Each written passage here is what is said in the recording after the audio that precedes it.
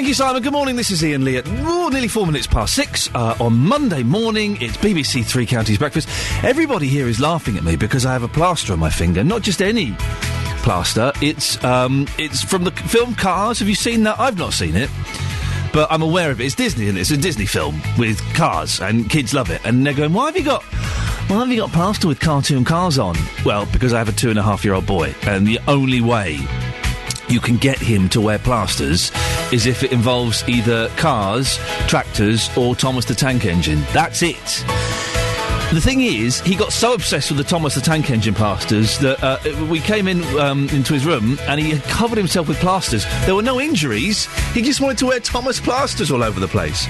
I injured my finger, dear listener, this weekend whilst trying to change the blade, a stubborn blade, on a lawnmower. And my wife was away. I was in the house on my own. I thought, I'm going to do this. This has been... When she comes back, she's going to be so proud of me because I've got to change the blade. And it ended literally in tears. We'll be asking about your gardening injuries. So it's supposed to be like a nice, relaxing thing, doing the gardening. It's horrible. I nearly chopped my finger off. And no, I'm not exaggerating. I did nearly chop my finger off. 08459 455 555, your gardening injuries. Also, we'll be celebrating the magic of Bradley Wiggins and indeed his sideburns. Imagine how much faster he would have been if he'd shaved those burns off. Henry Moore and lots more other stuff as well. You can give us a call at any point and take part in the show. 08459 455 555 is the telephone number. You can text as well, 81333, starting your text 3CR. Or you can email 3cr@bbc.co.uk. Call 08459 455 555. 08459 455 555. BBC Three Counties Radio.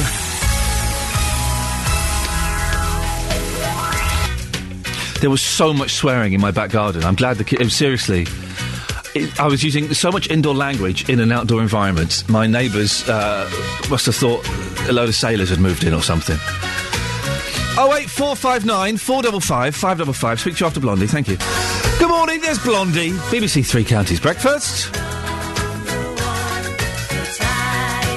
This is Iain Lee. It's nearly 10 minutes past 6. We'll call it that and, never mention it again, shall we? 08459 455 555 is the telephone number if you want to give me a call. Now, on almost every front page this morning is the man who's being hailed as one of Britain's best ever athletes, Bradley Wiggins, who's become the first British mod to win the Tour de France since Ronnie Lane in 1967. I'm joking, of course. He's the first British cyclist to ever win the Tour de France.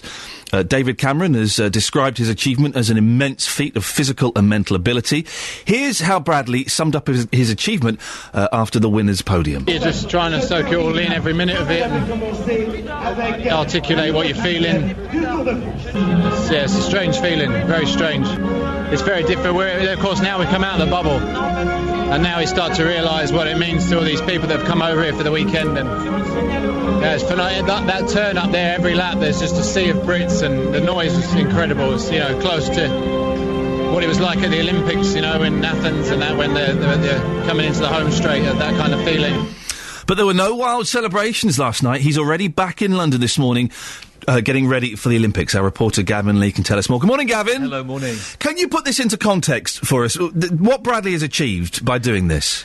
Well, it is absolutely, and to overuse a superlative, it is incredible. And I say this because, I'm usually talking to you from far-flung places, not too nice places, tend to be where the four horsemen of the apocalypse tend to go, Syria, Lebanon, but I am a lifetime cycling fan. I'm not Johnny-come-lately to this sport, and I never thought in my lifetime I'd see a British winner. It's, more than 109 years, 50-odd years since a British cyclist could take part in this, and they've had no chance in the past. And then about 3 years ago, a man called David Brailsford, who was a British man, a manager of Team Sky, which was then created, who said he would put the best of the British cyclists together, he would buy them out of contracts with other cycling teams, and he said he wanted Bradley Wiggins. Bradley Wiggins had won 3 gold medals at the last Olympics. He was seen as somebody who, in the cycling world, called a man who had a huge engine, that he had the potential to win this 3-week race, 2,000 miles, every single day on the bike, going through some of the most arduous mountain climbs, the Pyrenees, the Alps, and that's what happened. You had Bradley Wiggins, who said he could do it. A couple of years ago he competed, came 4th. They thought actually he had the potential. Last year he sort of capitulated, he fell off, he broke his collarbone. And then all the pressure was on for this year. And I think it was the combination of using somebody like Bradley Wiggins and the foresight of somebody like David Brailsford of this team to buy out people like Mark Cavendish, the British rider who won the final stage yesterday. They paid $1.5 million to buy him out of that contract. They have pretty significant wages, not compared to footballers, but pretty big wages, and it has paid off. He's quite a character, isn't he, Bradley? The French have called him a typical British eccentric. Yeah, I mean, you described his fashion taste, his music taste. He described himself as a mod. He's a huge fan of Paul Weller. He, 32 years old. They described him as Le Gentleman as well, because there was a particular moment that, for those that hadn't seen it, tacks were thrown on the mountain paths, and that some of the other significant competitors, Cadel Evans, the Australian who won the Tour de France last year, punctured, and Bradley Wiggins, who was leading at the time, decided to slow the whole pace down and order those at the front of the group to slow down and give him a chance. And that is seen as sort of sporting professionalism, that he said he didn't want to win in any way that would be described as unfair or cheating or gamesmanship, and for that I think he's got to be credited. But yeah, he's a man that doesn't say a great deal, but when he does, I think he's fairly articulate. The French like him because he also can speak French as well. He's ridden for a few French teams, and all of a sudden, this man that many people probably knew very little about, because cycling is not a huge sport, but it is such an incredible feat to do this. I think more so than Andy Murray winning Wimbledon, if that ever happens. I think there's certainly a potential for him to be Sports Personality of the Year, depending on what goes on at the Olympics. There is a massive campaign now, you'll probably have seen it in some of the papers as well, for him to be lighting the Olympic cauldron in a few days' time too. Very quickly, Britain's got a plethora of fantastic cyclists, including Bradley Wiggins. What is the success being put down to? Well, if we go back to the 90s, back in the day when there was one cyclist that was the only British cyclist that was doing anything, and track cycling, that was Chris Boardman, who was sort of getting Olympic medals, who was winning individual pursuits. What happened was, and Chris Boardman has since said, success breeds success. People saw him, people like Bradley Wiggins, and continue to try on that British effort. It's probably worth me briefly saying all of the drugs that have been associated with cycling in the past, the performance-enhancing drugs. A few years ago, British sport decided to invest money on Olympic venues, the Velodrome in Manchester, to have track cyclists. And what's happened in the last few years, since the drugs have been outed from the sport a little bit, those cyclists have started to concentrate on the Tour. Bradley Wiggins has always said, from a little boy, he always wanted to win the Tour de France. He used to follow some of the big Spanish cyclists, Miguel Indurain, and this year he's done it. Fantastic. Gavin Lee, our reporter, talking there about Bradley Wiggins. The whole thing about the tax being thrown on the road. Okay, and you thought it was incredible. So I didn't know that tax actually existed. I've never used the word tack in my life. I thought it was just only happened in cartoons. And is Le Gentleman, is that really a French phrase? Thank you very much, Gavin. Beds, Hearts and Bucks News. BBC Three Counties Radio. Good morning, these are your headlines this morning on Monday the 23rd of July on BBC Three Counties Radio. 2 men have been charged with the theft of a bronze sculpture by Henry Moore and a bronze plinth, both stolen from the Henry Moore Foundation in Hertfordshire earlier this month. The items were recovered by Hertfordshire Police following an appeal on BBC One's Crime Watch programme. President Obama has met the families of the 12 people who died in a shooting at a cinema in Colorado. 7 people remain in a critical condition after the attack at a screening of the new Batman film. In sport, Bradley Wiggins has left Paris after his Tour de France victory to start preparing for the Olympics.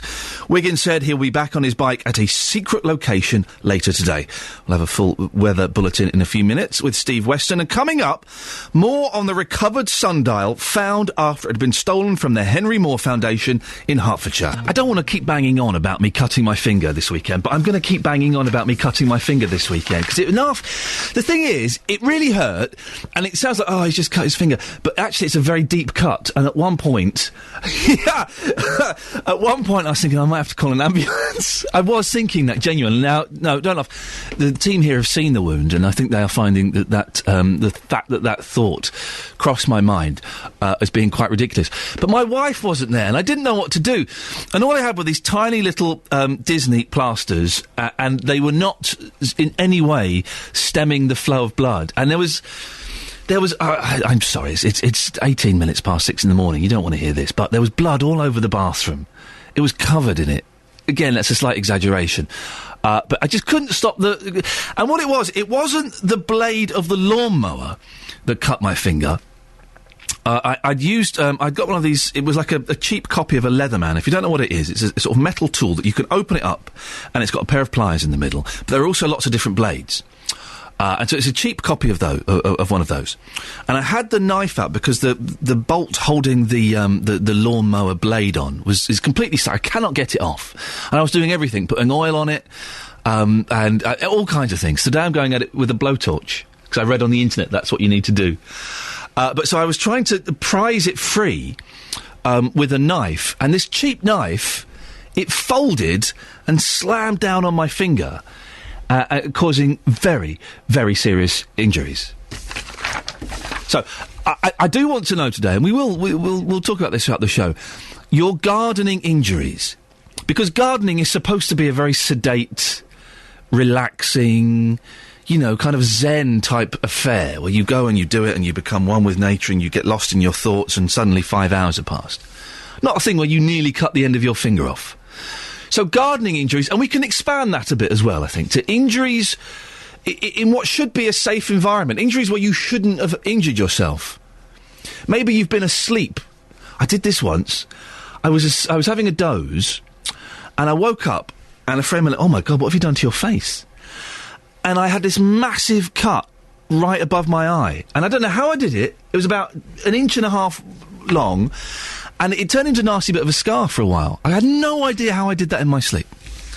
So when you've injured yourself in what should be a safe environment, 08459 455 555. You can text as well, 81333. Start your text 3CR. Beds, Hearts and Bucks weather. BBC Three Counties Radio. Let's get the weather now from what I would assume is a safe environment, Steve Weston. I don't know what it's like there. I'm always stubbing my toes on the feet of the benches. The benches? What benches? At work? Yes, yeah. Do you have benches and not chairs? Well, no, it's sort of like the computer table in front of them. I see what you mean. These feet that stick out and they have these rubber bungs over the end, and if the rubber bungs fall off, you stub your toe on the bare metal. Have you ever trod on a piece of Lego? Yes. I believe they use that as torture in various parts of the world when they want information from terrorists. They just take off their shoes and socks, scatter Lego on the floor and make them walk around on it. It's the most painful thing. Steve, what's happening in the world of weather, please? It's a fantastic day coming up. Fine and dry, almost unbroken sunshine, feeling very warm today. There's the forecast. Steve, thank you very much. We're going to go straight to Graham in Luton, who's called in, 08459 455 555. Graham, what's the pressing matter that's caused you to call in this time in the morning? Your cut on your finger. Yes. Now, don't say it like that. It's a big cut. Right, OK, I can understand that. Thank you. Done it myself a few times. Yes. But your nut on your lawnmower blade... Yeah. Do you realise it's left-hand thread? Now, you're speaking to an idiot. What does that mean? You've got to tighten it to slacken it off. What? What does that mean? Well, instead of going clockwise, you've got to go anti-clockwise with it. Yes, I'm going anti-clockwise. I was going clockwise initially, but then I YouTubed it, and there was a man giving a very nice demonstration, and you're right, it does go anti-clockwise, and you're supposed to jam the blade with a bit of wood and all of this, but it's completely stuck on there, Graham. Nothing will shift it. You need a bigger spanner. Longer spanner, because longer the spanner, it makes it easier. Really? You've got more leverage. I bought one of those little plastic ones that's supposed to go with it, but you're saying I need a proper big metal spanner. No, you need a metal spanner. Very quickly, Graham, one website... I've spent all weekend looking this up because it's now my nemesis. One weekend said you can loosen it with... if you heat it up with a blowtorch. Look, well, it depends on how your lawnmower is constructed. It's not constructed with plastic, is it? Yeah? Well, don't use a blowtorch then, because you'll be buying a new lawnmower. Thank you very much, Graham. There we go. Thank you, Graham. This is why I love doing this job, because you mention something like that and you get a gentleman like Graham phoning up with some top tips. Of course I shouldn't be attacking a plastic lawnmower with a blowtorch. I'm going to give it a go, though. Otherwise, a lawnmower's like 150 quid. I don't want to spend that when it's just the blade. And the blade is broken simply because I went over a massive rock. Yes, dear listener, if lawnmower injuries don't interest you, then I would switch over now, because that's what it's going to be between now and 9 o'clock. Here's something that's not about lawnmowers. Hertfordshire police say a stolen Henry Moore sculpture has been found following an appeal on BBC's Crime Watch programme. The bronze sundial sculpture was stolen from the grounds of the Henry Moore Foundation in Much Haddam overnight between the 10th and 11th of July. Nikki Fox reports. It's worth a fortune, and many feared it would never be seen again. The sundial, by arguably Britain's best-known sculptor, was taken from the grounds of the Henry Moore Foundation at Much Haddam 12 days ago. The theft attracted huge publicity. Hertfordshire police appealed for any information, but for a week there were no leads. Detectives are investigating the theft of a rare bronze sundial. On Thursday night, though, the case was featured on Crime Watch. And is worth about £500,000. There's two theories at the moment. One is that it's been stolen for its scrap value, and really it would be worth very little in scrap value, probably no more than £70-75. The Henry Moore Foundation are offering a reward of £25,000, and obviously what we want to do is we want to get the sundial back. Thanks, Paul. If you have any idea where that bronze sundial might be, or of course who took it, please call us. It's now emerged that shortly afterwards someone rang in with a tip-off. Police aren't saying exactly where they found the sculpture, but 3 young men from Stansted in Essex were arrested. We're absolutely thrilled to have it back, to have something back home again that's been missing for a couple of weeks. Well, it's just like having a long-lost relative come home again. The foundation hopes the case will now stimulate interest in finding another work stolen from Much Haddam. The £100,000 reward for finding reclining figure remains unclaimed after 7 years. 22-year-old Liam Hughes and 19-year-old Jason Parker, both from Stansted in Essex, face 2 counts of theft. They've been granted conditional bail and are due before magistrates in Stevenage on August the 3rd. A 22-year-old man who was also arrested was released without charge. Brian Smalley knew and worked with Henry Moore. He told us why his artwork is so important. The thing about Henry Moore is he loved children to climb on his sculpture and touch it, and that was his, the thing that brought joy to the young people who actually looked at it. He didn't say, oh, you can't touch it, it's valuable. He let them enjoy it. He really was very sensitive, and he was well liked in the village. I mean, he drank occasionally in the local pub. He went shopping in Bishop Stortford. He appeared to be just an ordinary person. See, I love stuff like that. I love stuff like that, when you can take kids and they can climb over it. Because you go to so many of these things, oh no, please don't touch. Oh no, don't touch. But then when the kids can climb on bits of art and stuff, that's fantastic. That's what it's all about. I took my little boy to see The Tiger Who Came to Tea at the weekend, and it was an interesting performance, but I believe it was flawed. There we go, there's my critique of that. You didn't see enough of the Tiger. I really wanted to see a lot of the Tiger, and there was a bit of the Tiger, but I wanted to see more of the Tiger. And then we went to we went to a very posh ice cream parlour, right, in Fortnum and Masons in London. But it wasn't as expensive as it sounds, and also, what was great is we were going to go there and we were going to, buy one of their posh ice creams. They kept giving us free ice cream. So in the end, we had enough free ice cream that we didn't need to buy any ice cream. It was wonderful. So that was my weekend. Eating free ice creams and chopping the tip of my finger off. Let's have a quick look at some of the papers. We'll do some now and some later on. The Guardian. Le Gentleman rides into Paris and history. Bradley Wiggins. It turns out Le Gentleman is a legitimate French phrase. It doesn't sound particularly French, does it? Doesn't sound French in the slightest. Le Gentleman. And Osborne wrecking Green plans to placate MPs. Senior Tory former minister hits out over moves to block clean energy measures. It's all Bradley Wiggins, to be honest. It's all you need to know. The Telegraph. Bradley Wiggins with his little boy, who's also dressed up like a mod. He's got like a Ben Sherman shirt he looks on, and it's very good. And drop sky-high pension charges. Ministers say funds that have torn the heart out of retirements with unreasonable fees should offer savers a new deal.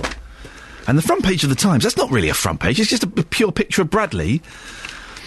And that's it. Oh, there's another front page within. It's one of those double front pages. I can breathe easy again. 08459 455 555.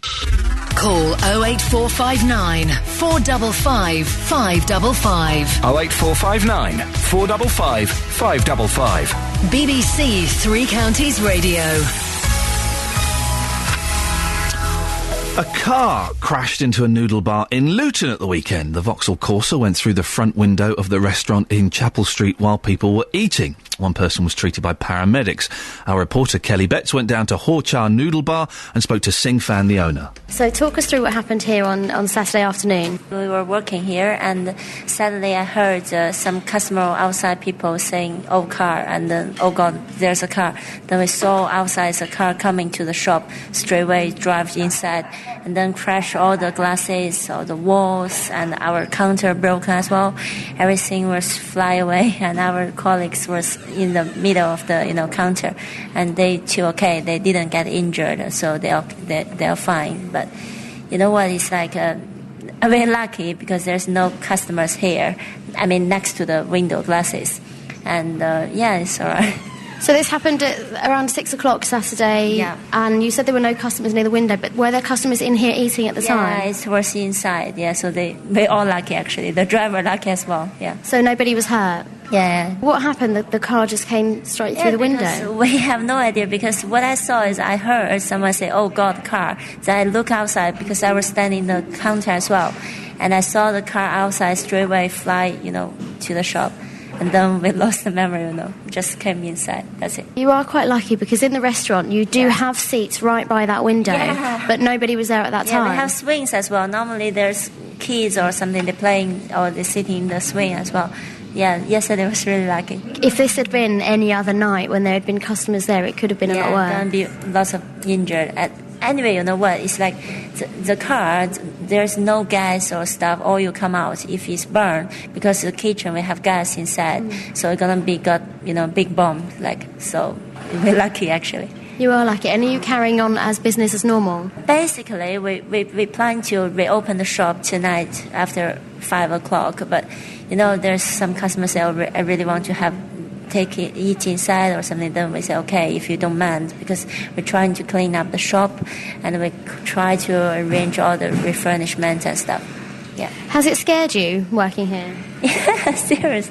But I'm the boss, so what other choice I can do? Yeah, I think it's all right because we opened the shop roughly around 2 years something. So we have some regular customers.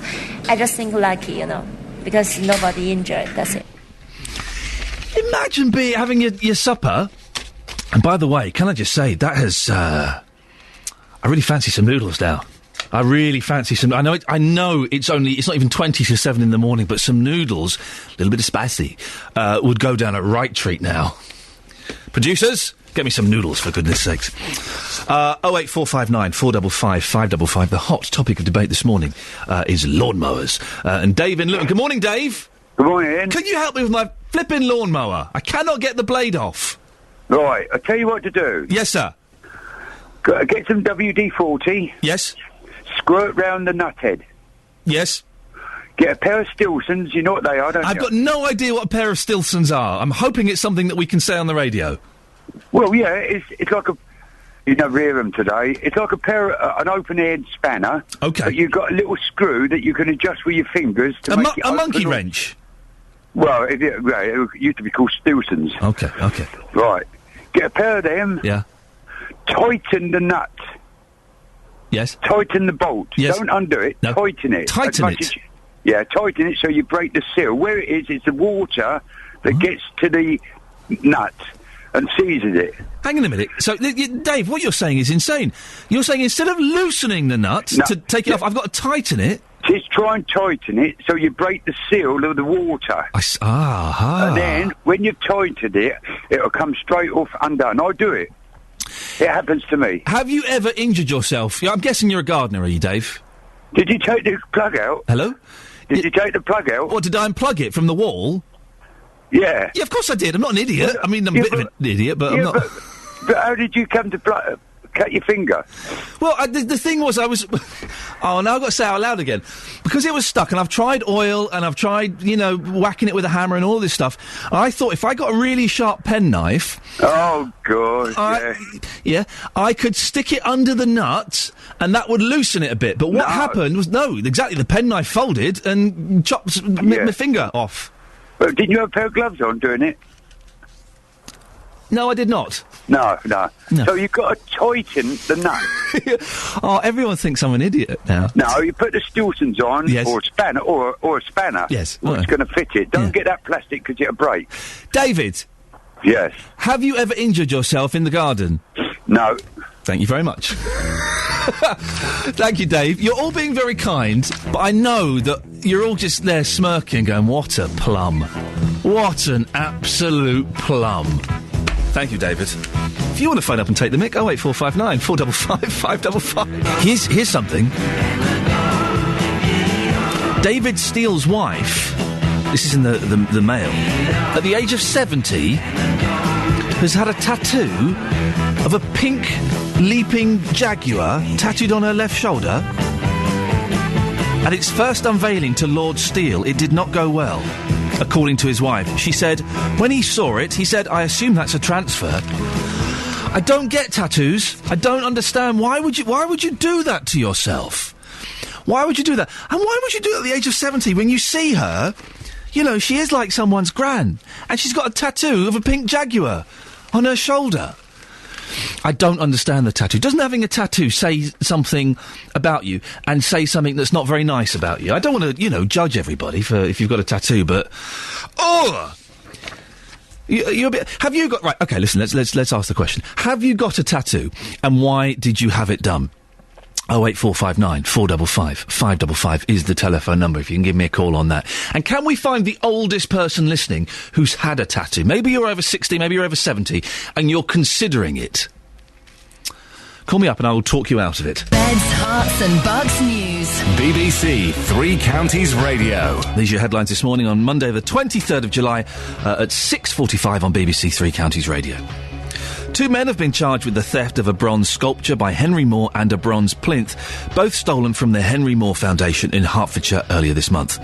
The items were recovered by Hertfordshire Police following an appeal on BBC One's Crime Watch programme. President Obama has met the families of the 12 people who died in a shooting at a cinema in Colorado. 7 people remain in a critical condition after the attack at a screening of the new Batman film. In sport, Bradley Wiggins has left Paris after his Tour de France victory to start preparing for the Olympics. Wiggins said he will be back on his bike at a secret location later on today. And your weather across Beds, Hearts and Bucks. Is this number right? A fine and dry day with long spells of sunshine and feeling very warm. Top temperature around 28 degrees Celsius. I'll have some of that. Coming up, next we'll hear how businesses in Dunstable say they're losing money because customers are choosing not to use the town. Our reporter Justin Daly is there for us this morning. Yeah. Anyone else feel uncomfortable listening to that trailer?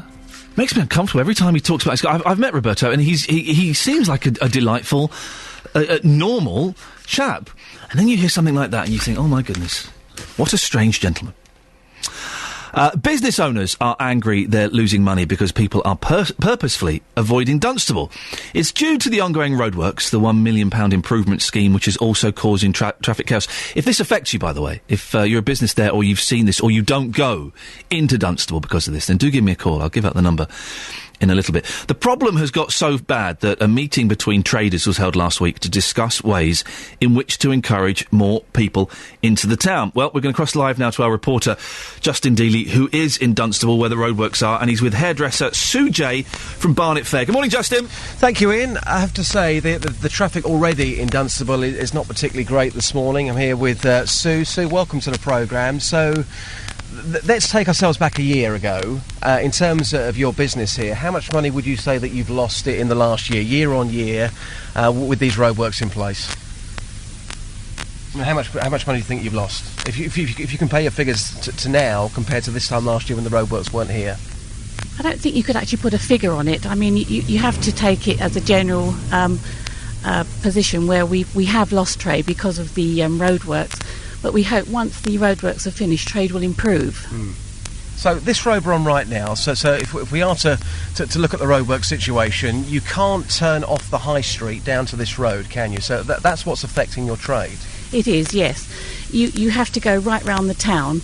People can't pull up outside the salon anymore and just walk in. I mean, this is going to be an ongoing problem for the next 20 weeks, we're told. But we're also told when it's finished, it will bring more trade into the town, and that's what we're expecting and looking forward to. Is this the worst you've ever known it? Because people often say Dunstable, it's an absolute nightmare for traffic anyway. So is this the worst that you've ever known it here? It's the worst I've known for a long time. However, they did get it wrong. They've told us, the council told us at the meeting, we got it very wrong. We got the roadworks wrong, but we put it right. And I think you'll find now that the traffic, although it's heavy, it's flowing. And as providing it keeps flowing, people will keep coming into the town. What's happened is the problem has called a cancer. Everyone thinks Dunstable's closed. In fact, it's not closed. We're open for business and we'll remain open for business. And this is what the traders around here were worried about. People thought, oh, you can't get into Asda, you can't get out, it's going to be an hour. It's not in fact an hour at all. It's 5-10 minutes to get out of Asda to come through the town. It has had an impact on the trade, but I think the council will rectify that very, very quickly. And what about your customers? What are they saying to you? Are they saying to you, it's just so bad, I'm not going to come back in a few weeks' time, I'm going to wait till the roadworks are over? I think we have had that discussion with several customers. I have had cancellations, as has other shops in the area.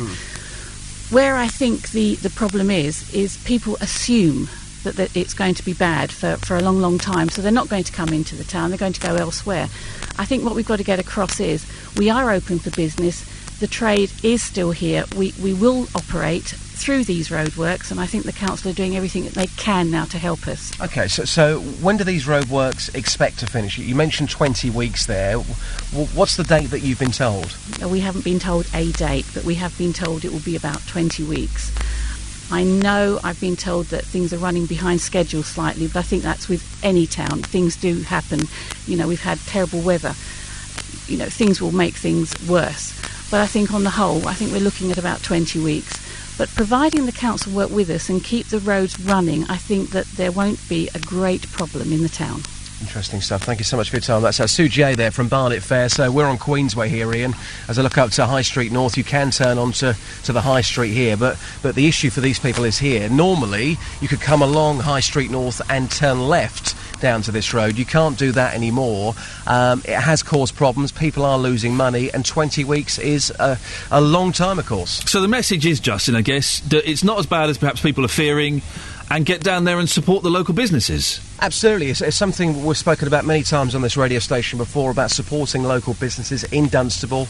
We know it's had its problems, but people here, they aren't closed. The shops are open. The roadworks will go on for 20 weeks or so. So the message is, come down, support your local traders. And the shops and the roads, they are still open. There's just diversions in place. Follow those signs and still come to the town. Justin, I'm going to let you go there because it's a terrible line, and apologies for anyone who was like you'd be offended by a little bit of crackle. It sounded like we were playing an old record there, didn't it? I was listening to some records at the weekend, and I found the crackle and the hiss of that report from Justin Dealey there to be quite comforting. Thank you, Justin. We'll speak to him a little bit later on as well. Well, Dunstable, do you live there?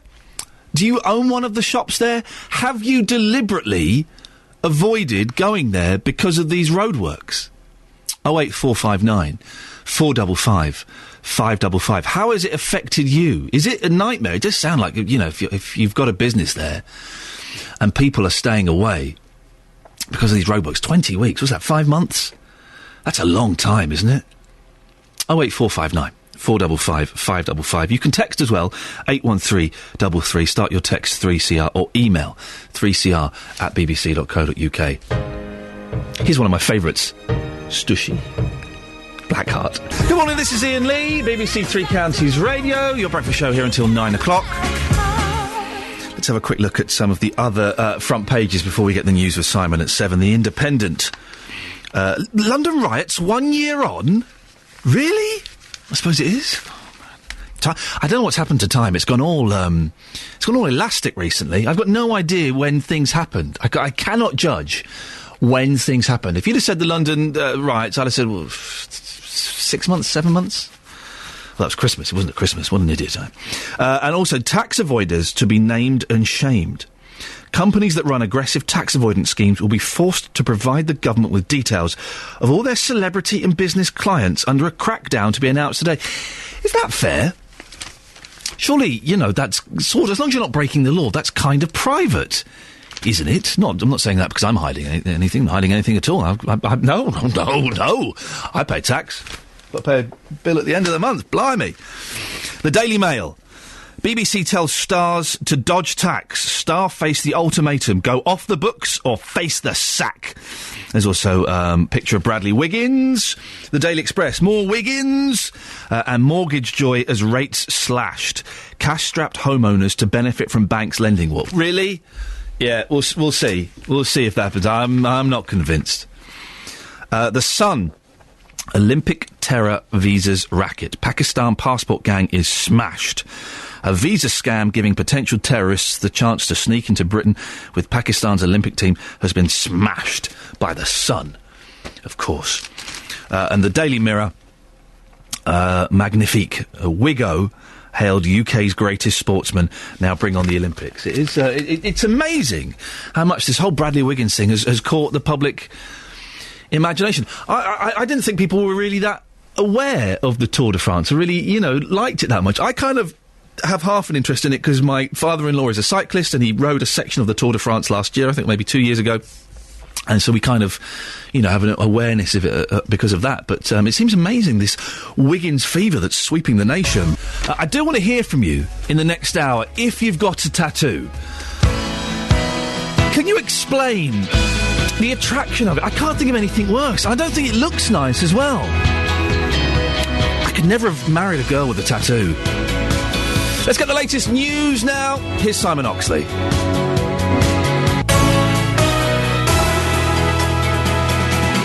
Thank you, Simon. Good morning. This is Iain Lee, BBC Three Counties Radio, your breakfast show here until 9 o'clock. It's 7:04.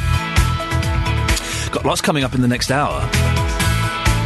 Are we talking more about Bradley Wiggins, more on the Henry Moore sundial, and summer schools? It's the first day of the summer holidays today, I think, for most of you. I know it kind of varies from place to place, but I think it starts today. Would you ever consider sending your kids to summer school? This is something that doesn't really affect me, because my boys, they're babies, so but what do you do in the summer holidays with them? If you work and you've got kids who normally go to school, how do you cope in the summer holidays? 08459 455 555. After nearly severing my finger at the weekend in the garden, we're asking, have you injured yourself in the garden, or injured yourself somewhere that's normally considered to be quite a safe environment? Oh, the effing and jeffing coming from my backyard this weekend. Unbelievable. And tattoos. David Steele's wife has bought herself a tattoo, a pink leaping jaguar on her shoulder for her 70th birthday. It doesn't work. About 6 months ago, I did a thing with Gloria Hunniford, and she was telling me how she was going to get a tattoo on her ankle of an angel for her birthday. No, ladies, come on, you're better than that. If you're... And I think it applies mainly to women. If you're a woman with a tattoo, does it say something about you? Blokes look awful as well, don't get me wrong. I don't want to be sexist here, but... if you see someone with a tattoo, man or woman, do you think slightly differently about them because of their tats? You can text me, 81333, start your text 3CR. You can email 3cr@bbc.co.uk, or you can call, of course. Call 08459 455 555. 08459 455 555. BBC Three Counties Radio. Hertfordshire Police says stolen Henry Moore sculpture has been found following an appeal by the BBC's Crime Watch programme. The bronze sundial sculpture was stolen from the grounds of the Henry Moore Foundation in Much Haddam overnight between the 10th and 11th of July. Nikki Fox reports. It's worth a fortune, and many feared it would never be seen again. The sundial, by arguably Britain's best-known sculptor, was taken from the grounds of the Henry Moore Foundation at Much Haddam 12 days ago. The theft attracted huge publicity. Hertfordshire Police appealed for any information, but for a week there were no leads. Detectives are investigating the theft of a rare bronze sundial. On Thursday night, though, the case was featured on Crime Watch. And is worth about £500,000. There's two theories at the moment. One is that it's been stolen for its scrap value, and really it would be worth very little in scrap value, probably no more than £75. The Henry Moore Foundation are offering a reward of £25,000, and obviously what we want to do is we want to get the sundial back. Thanks, Paul. If you have any idea where that bronze sundial might be, or of course who took it, please call us. It's now emerged that shortly afterwards someone rang in with a tip-off. Police aren't saying exactly where they found the sculpture, but 3 young men from Stansted in Essex were arrested. We're absolutely thrilled to have it back. To have something back home again that's been missing for a couple of weeks, well, it's just like having a long-lost relative come home again. The foundation hopes the case will now stimulate interest in finding another work stolen from Much Haddam. The £100,000 reward for finding reclining figure remains unclaimed after 7 years. Nikki Fox there. Now, 22-year-old Liam Hughes and 19-year-old Jason Parker, both from Stansted in Essex, face 2 counts of theft. They've been granted conditional bail and are due before magistrates in Stevenage on August the 3rd. A 22-year-old man who was also arrested was released without charge. Dick Ellis has got the coolest job in the world, by the way. He is a private art investigator, used to work for New Scotland Yard's famed art and antique squad. He's currently in Italy lecturing on art theft. Good morning, Dick. Morning. I'm so jealous of your life, I really am.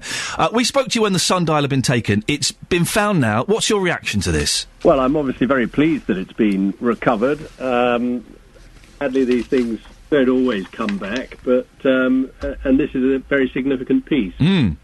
How common are thefts like this, Dick? Well, thefts of statues, garden statuary and so on, it's relatively common. They are vulnerable because they sit outside. They're not necessarily well secured when it comes to alarms because they are problematic items to alarm, really. The thing is, I guess that these things are so big and heavy that you kind of have to just assume that people won't make the effort. But it would appear that people did make the effort with this and with the other Henry Moore sculpture. How do they take them? Well, in this case, it's not a particularly big and heavy piece. Right. Which is why I always doubted that it had been, the suggestion it was stolen for scrap. Frankly, I didn't think it was really worth the trip to Perry Green to, in terms of petrol, to cover your costs by the scrap metal value. On the other hand, it's an extremely valuable Henry Moore, and that's why it was stolen, I'm quite sure. And would it have been taken, to order, do you think? Do you think someone would have said, I want that? No, generally these things are not stolen to order in that way. Right. Somebody might well take a chance on stealing it because they know people that they feel they might be able to move it on to. They very rarely are stolen for, if you like, their true value. If this was to come up at auction, it would reach its £500,000 valuation with no problem at all. Probably rather more, but they don't expect to get that. They're starting out with nothing, and if they get a few £100 or a couple of £1,000, well, it's profit. Dick, the sundial was found after an appeal on Crime Watch. I'm never sure how effective something like Crime Watch is, but it would appear in this case it worked. Is this the way forward to recover stolen items? Crime Watch is an extremely effective programme. Is it? It has the ability to turn stolen property into too hot to handle. It encourages exactly what's happened here, people to come forward and disclose where objects are. It has a very good track record, both for identifying people and stolen property. So it is one of the ways forward. What you have to do when you lose property like this And the onus is on the owner or their insurers to make sure that the public at large are aware that these things have been stolen. Part of the due diligence process. You can't expect people to know that something has been stolen unless you tell them. So it's very important to get the information out there. Henry Moores tend to advertise themselves, but for lesser works, very important to advertise the fact they've been stolen, to use the trade publications, and to just get as much information out there, photographs of your stolen property, not just garden statuary, obviously, but anything that you have stolen. Make sure it gets the widest publicity, because it makes it that much harder to pass on, and people can't say, oh, I didn't know it was stolen, if you've advertised it very fully. Dick, very quickly, how's Italy? You having a good time? I know you're working, but are you having a good time? I had a wonderful time, but I'm back now. Oh, so I'm back in the UK for now, but I do have to travel elsewhere soon. So. Bless you. Dick, thank you so much for giving us some of your time. That's Dick Ellis, who is a private art investigator, and he's been on the show before. We should get him in as a guest one day, because he's fascinating. It's fascinating, the stuff that he's dealt with. And good news that sundial is back now. We were talking about tattoos, because David Steele's wife has given herself a tattoo at the age of 70 as a birthday present. And I kind of think, it says something about you. We've got Lynn in Hemel Hempstead. Good morning, Lynn. Hello there, Ian. Lynn, you sound too classy to have a tattoo. I thought it was too classy to have a tattoo as well. But have you got one? Yeah, I did it. I explained to Emma that my partner died 11 years ago. Oh dear, I'm sorry to hear that. That's all right. It's a long time ago. We'd been together 23 years. And he was very poorly. It took him 3 months to die. He had multiple cancers. And it was totally out of my normal way of behaving. And for some obscure reason, I decided to have a tattoo. Was he still alive when you had the tattoo, or had he passed at that point? No, I waited about a year before I had it. Right. And so it's a reminder of him. What is the tattoo? It's quite small. It's on the back of my shoulder, so I can't see it. Right. And I can cover it up, like if I need to. I wouldn't show it off. Yeah. Because I sort of agree with you. I think they're quite horrible in some ways. But yeah, you've still got one as a memorial to your partner. Yeah, that's why I had it done. And I had my belly pierced at the same time. So that was a surprise, Lynn. I wasn't expecting that. Now, the belly piercing is fine, because if you want to take that out, you can take that out. But the tattoos permanently wouldn't, and I'm not being flippant, so please don't think I am. I'm not. Wouldn't a picture have been nice, or a locket or something like that? Oh, I've got pictures of him everywhere still. But the tattooist and body piercing person did say to me, "You're quite old to have a belly." Really? I was about, it was 10 years ago, so I was 47. Cheeky so-and-so. He said, if you don't mind me asking, he wasn't rude or anything, he just said, I'm just curious as to why older women suddenly decide to have a belly piercing or a tattoo. So I explained it, and I said, the reason I'm having a belly piercing is I was a bit of a chunky monkey, and when my partner was ill, I lost 40 pounds in 3 months. Oh, goodness. And it's fine, I've never put it back on again. Then there you go. I'm still a little skinny, so that's good. And I said I wanted my belly pierced because I hadn't had a flat stomach since I could remember. So I got a little diamond stud in my belly and a little tattoo. But so they're both hideable. They don't have to be seen by anyone, so... Lynn, listen, thank you so much for sharing that story. And yes, thank you very much for that. I would suggest that perhaps those are extraordinary circumstances, and it could be justified in them, because it's got a symbolic meaning, and it's a link with her partner that's passed away.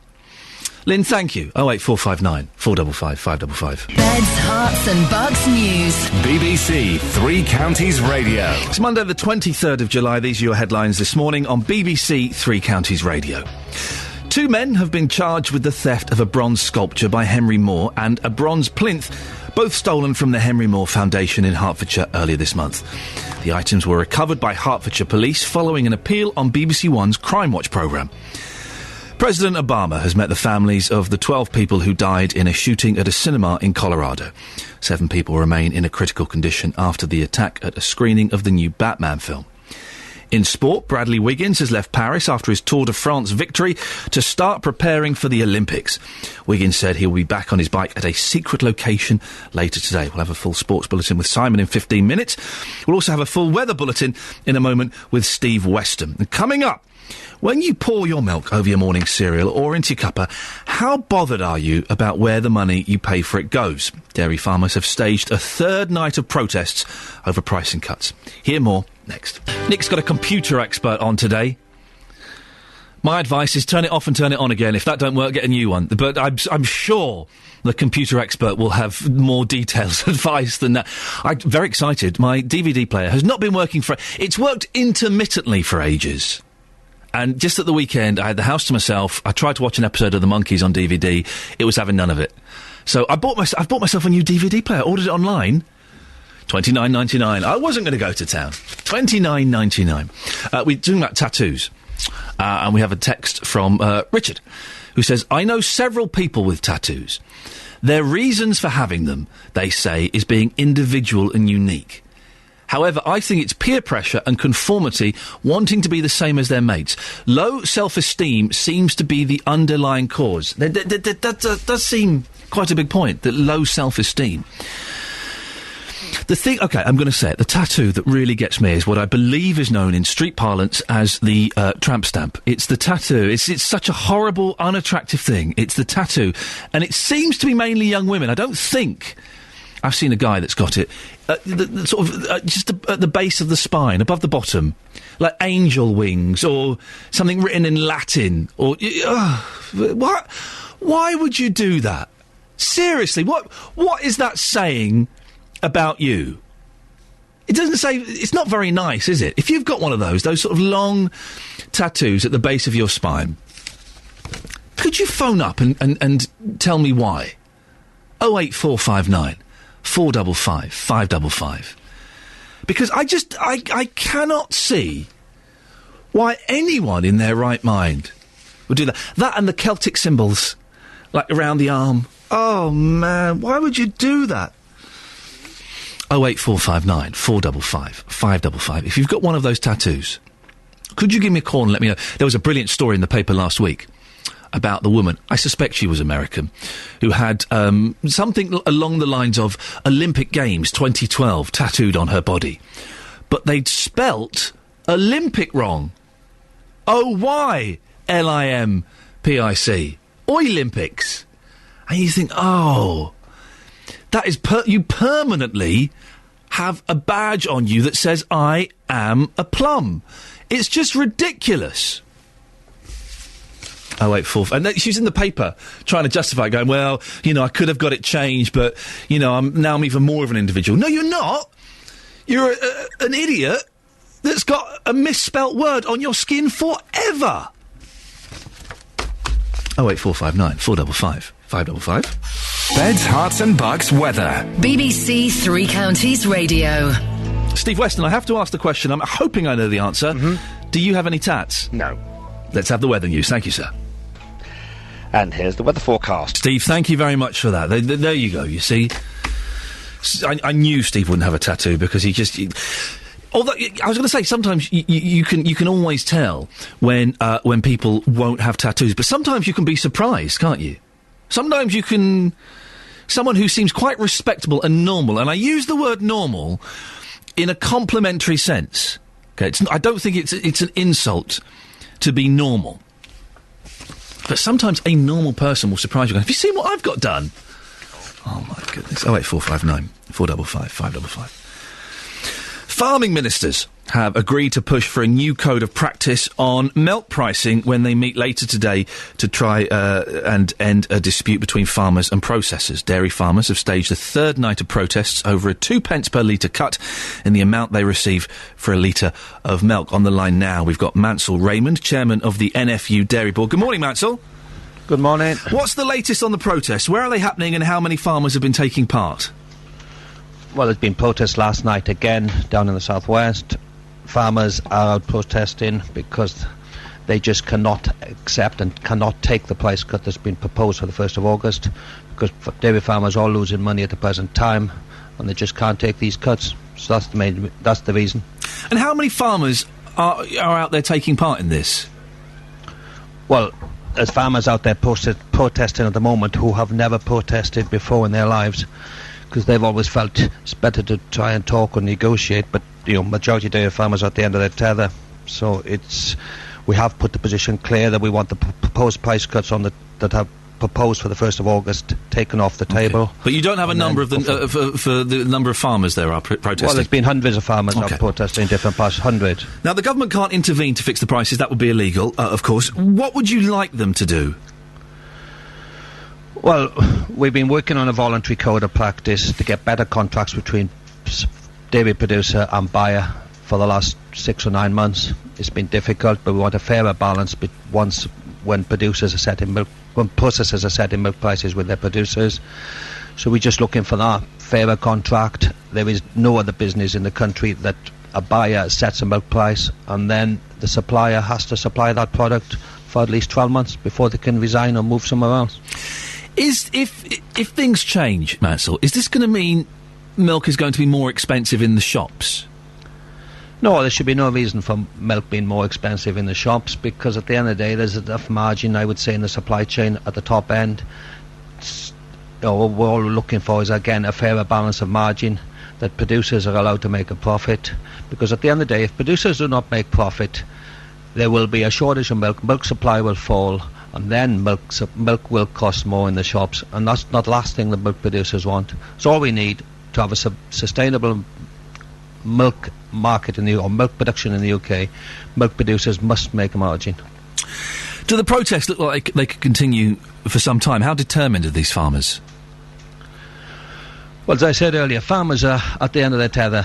Their businesses are in danger, and it can end pretty quickly as long as the proposed price cuts planned for the 1st of August are taken off, and the 2 pence per litre price cuts, which we did receive in May and June, can be renegotiated, and we can get our milk price back at least to 30 pence per litre to cover the cost of production, plus something on top of that, again, to make a profit. And haven't some of the big stores already capitulated and said that they will increase the amount of money they pay to farmers? Yes, 3 stores have come forward and have increased what the price that they are paying to milk producers, but Morrison's came forward on Saturday. I think Asda, who did start the ball rolling, will have to come back to the table and offer more than the 2 pence which they have offered. They have to offer more than that. But again, I just make a plea to all supermarkets and retailers, but also food service sector and the discounters, that at the end of the day, milk producers, unless they get 30 pence per litre, there is no margin, there is no profit, and the young people in this, the young dairy farmers of the country have had enough, basically, and they don't see a future. Mansell, thank you very much for that. That's Mansell Raymond, who's chairman of the NFU Dairy Board, saying that if the farmers get more money, it won't cost you more in the shop. Well, that's got to make sense then, doesn't it? It does amaze me that the farmers are losing money on every pint of milk that they produce. How is that sustainable? On a similar vein, although it could be seen as quite a flippant change of events, in the Daily Mail, which is not normally my favourite newspaper, but there have been 2 excellent stories in it today. I know, been two cracking stories. The first one, David Steele's wife getting a tattoo done as a present for her 70th birthday. He saw it and went, I do hope that's a transfer. Oh no, David, that's there forever. The other story, I'm such an old man. I'll read it.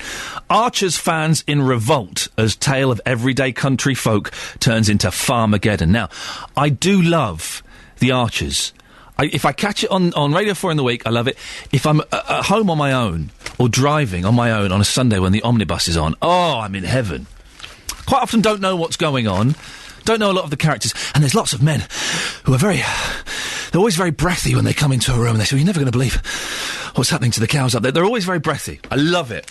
But it's got a new kind of head of storylines. It's a guy who's who is it? His name's John York, who used to work for EastEnders, and he's been criticised for making the Archers a little bit grittier. It's a little bit nastier. Lots of people getting killed off. There's tales of harassment. and firebombing and stuff like that. And I'm loving it. I'm absolutely loving it. But all of the, a lot of the hardcore listeners are very upset. It says in the paper that there has been outrage on forums, on internet forums. Listen, that's all internet forums are for, is for people to express outrage. I was on telly last night. There was outrage on internet forums at what I said. People were furious with me. So never believe what you read in an internet forum. No one goes on an internet forum to say something nice about something. It's not what they're there for. They just never will. But I love The Archers. I'm very excited it's all getting a little bit sexy and a bit raunchy. It's a fantastic programme. Yeah, get younger listeners in for The Archers. 08459 455 555. Call 08459 455 555. 08459 455 555. BBC Three Counties Radio. Thank you, Simon. Now, we're not ones to state the obvious here at Three Counties. We are always first for news. But if you're either parents or you're driving to work and the roads are a bit quieter, then you will probably have gathered it's the start of the summer holidays. So, what have you got planned with the kids? How many weeks? I don't know how long summer holidays are these days. 7 weeks, 6 weeks? 6 weeks when I was a kid. 7 weeks, 8 weeks, something like that. It just sprawls ahead of you. What are you going to do with them? Well, after last year's riots, the government want young people to have somewhere and something to do this time around, so they decided summer schools would be a good idea. And locally there are many which are opening their doors, including the Royal Grammar School in High Wycombe. Ben Sword is regional manager who looks after the running of them. Good morning, Ben. Good morning. Whoa, you're enthusiastic for this time of the day, Ben. Always. I've been up until 6 o'clock, so I've had a bit of time to get ready. I've been up since 4. I've not woken up properly yet. What are the benefits of taking your kids to one of these camps? Well, we sort of provide day camps from 8 in the morning till 6 in the evening, so we can kind of cover parents for pretty much the whole day. And we try and make sure that children sort of all ages between 4 and 14 and make sure they have a great time.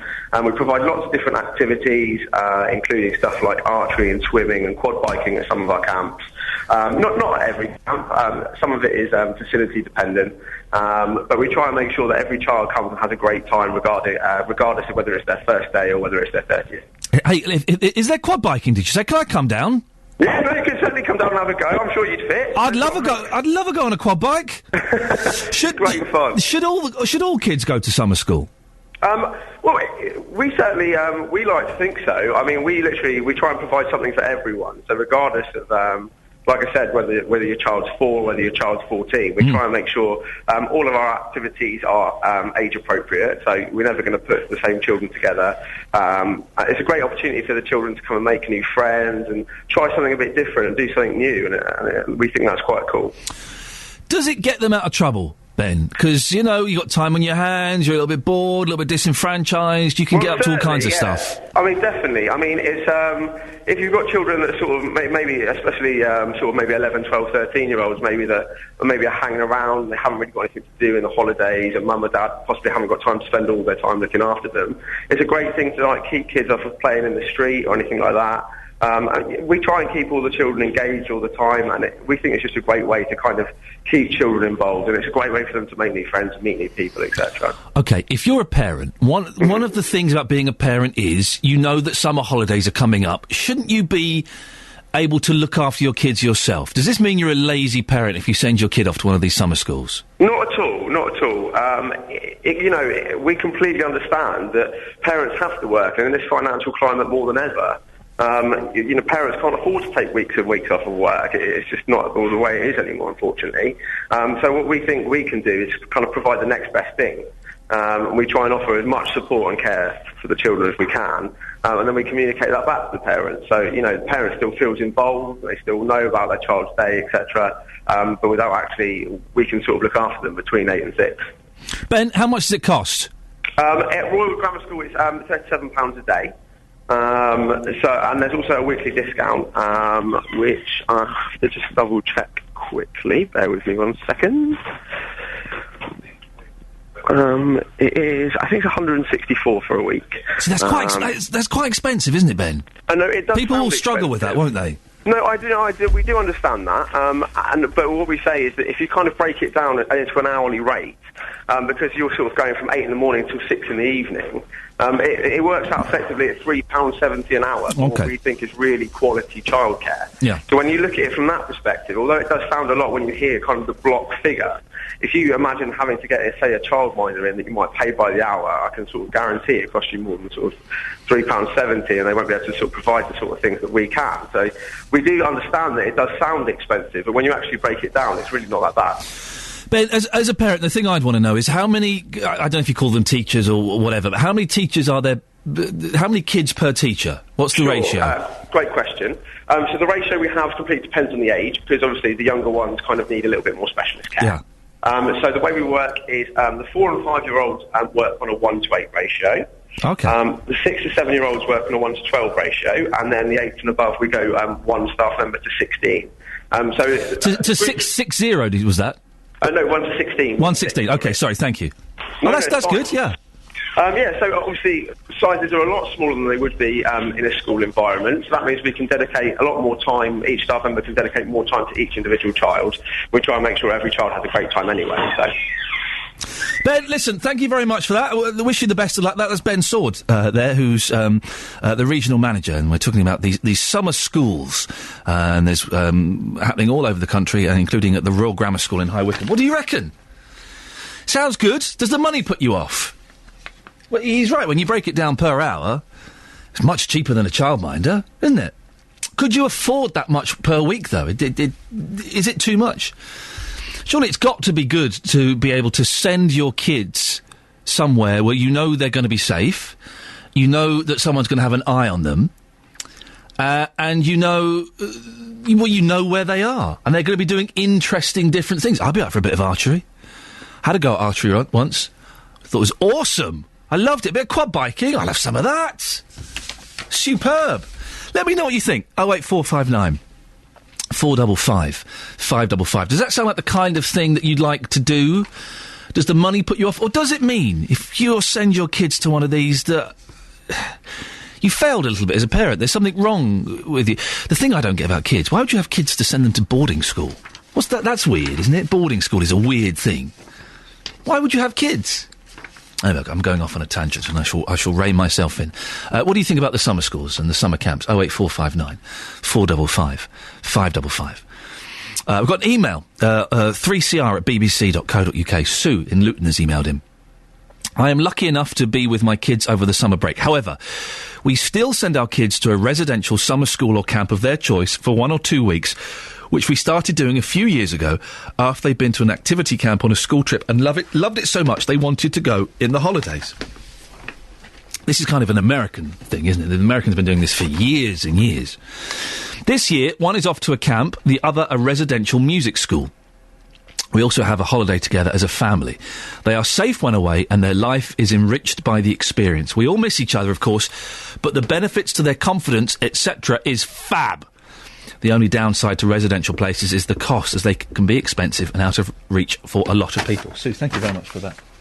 08459 455 555. What's your take on that? I don't know. I mean, my boy's 2.5 and 6 months, so we're not anywhere near that yet. Saying that, I did just book my holiday yesterday. Going to Zakynthos for 10 days, yeah. The thing is, as well, my wife's half Greek, so we go and stay with her family. Free holiday, they look after the kids, we get a load of food. Brilliant. Everyone is a winner. Very excited. Although, if I've got to pay £30 to take a suitcase. When did this happen? I'm sure when I went last year, I didn't have to pay £30 to take a suitcase. And also, if I booked it the day before, it would have been £50 cheaper. You've got to be quick.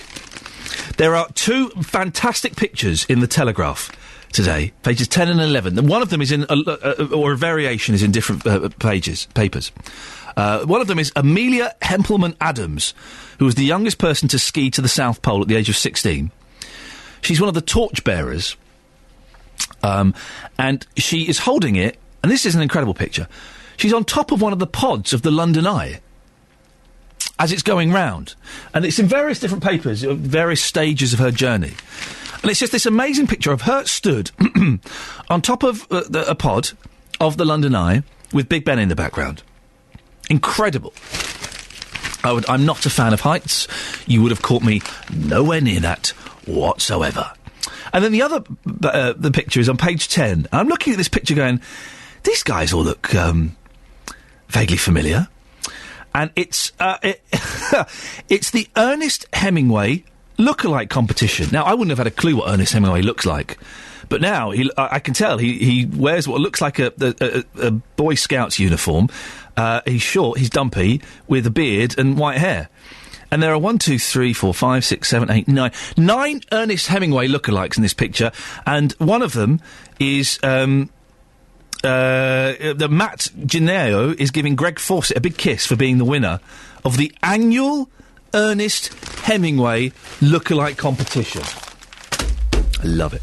08459 455 555. Beds, Hearts and Bucks News. BBC Three Counties Radio. These are your headlines this morning on Monday the 23rd of July at 7:46 on BBC Three Counties Radio. 2 men have been charged with the theft of a bronze sculpture by Henry Moore and a bronze plinth, both stolen from the Henry Moore Foundation in Hertfordshire earlier this month. The items were recovered by Hertfordshire Police following an appeal on BBC One's Crime Watch programme. President Obama has met the families of the 12 people who died in a shooting at a cinema in Colorado. 7 people remain in a critical condition after the attack at a screening of the new Batman film. In sport, Bradley Wiggins has left Paris after his Tour de France victory to start preparing for the Olympics.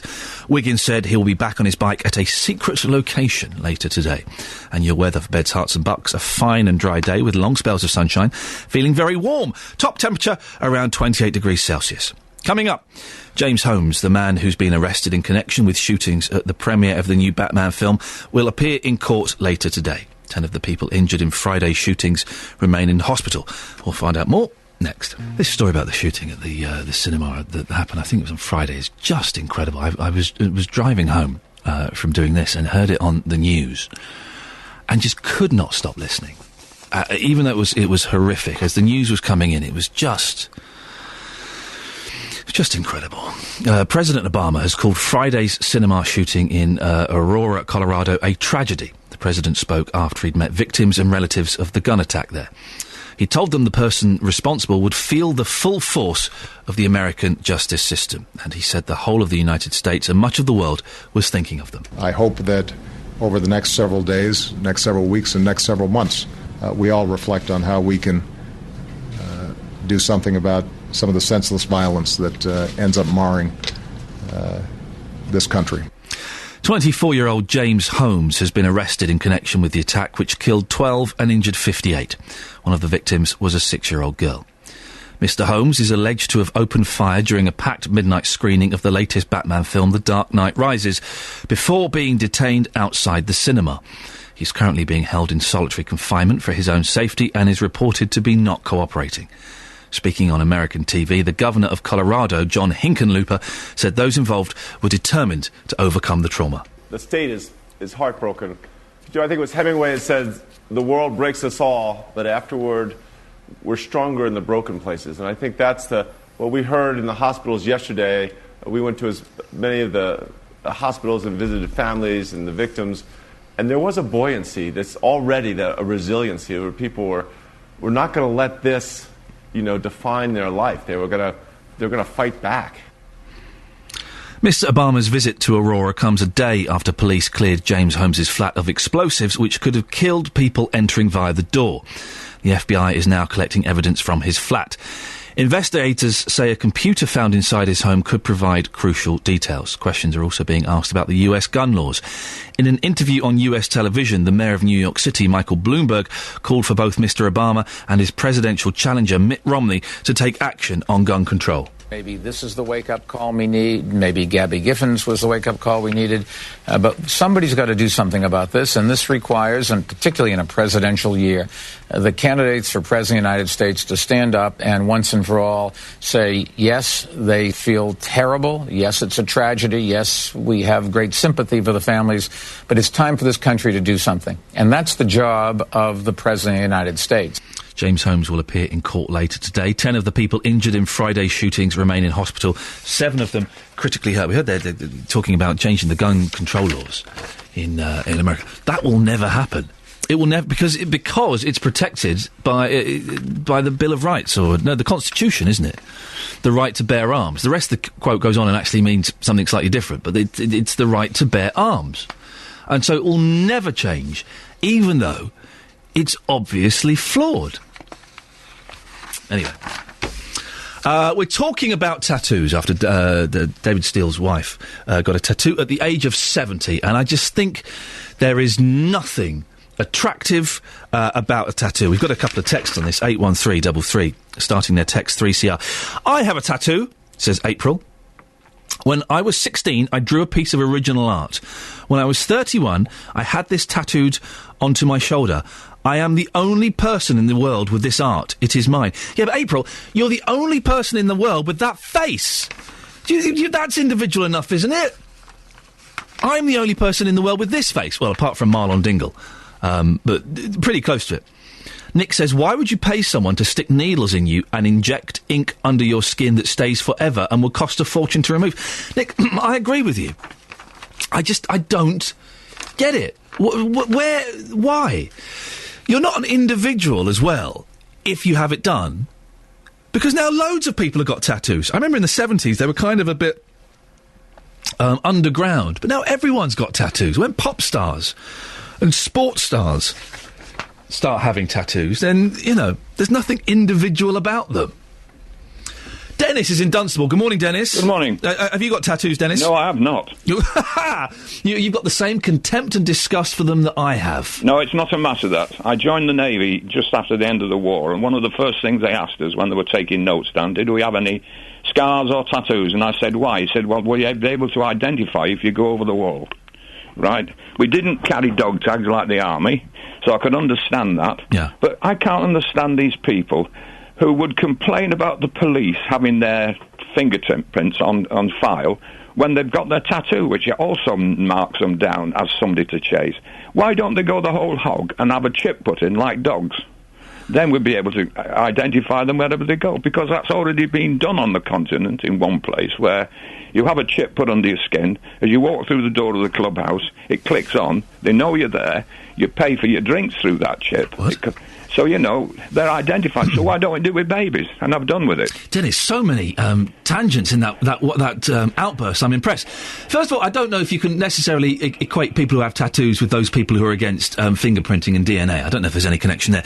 And where exactly is it in the continent that they do this about the chipping? I believe it's in Holland. There was a bit in the paper about it. And they even get they don't pay for drinks over the bar. They get a monthly bill.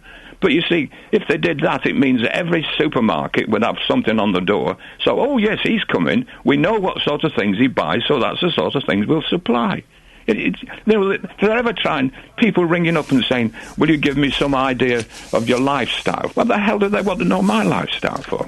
At my age. Hang on, who's been asking you about your lifestyle, Dennis? Well, people they keep ringing me up on the telephone and saying, who? Would you? I don't know. This is it. People just ring up and say, oh, I represent so and so. Oh, okay. We want to discuss what sort of things, might make you happy, or what do you buy? What do you do certain things? And I don't want people to know that.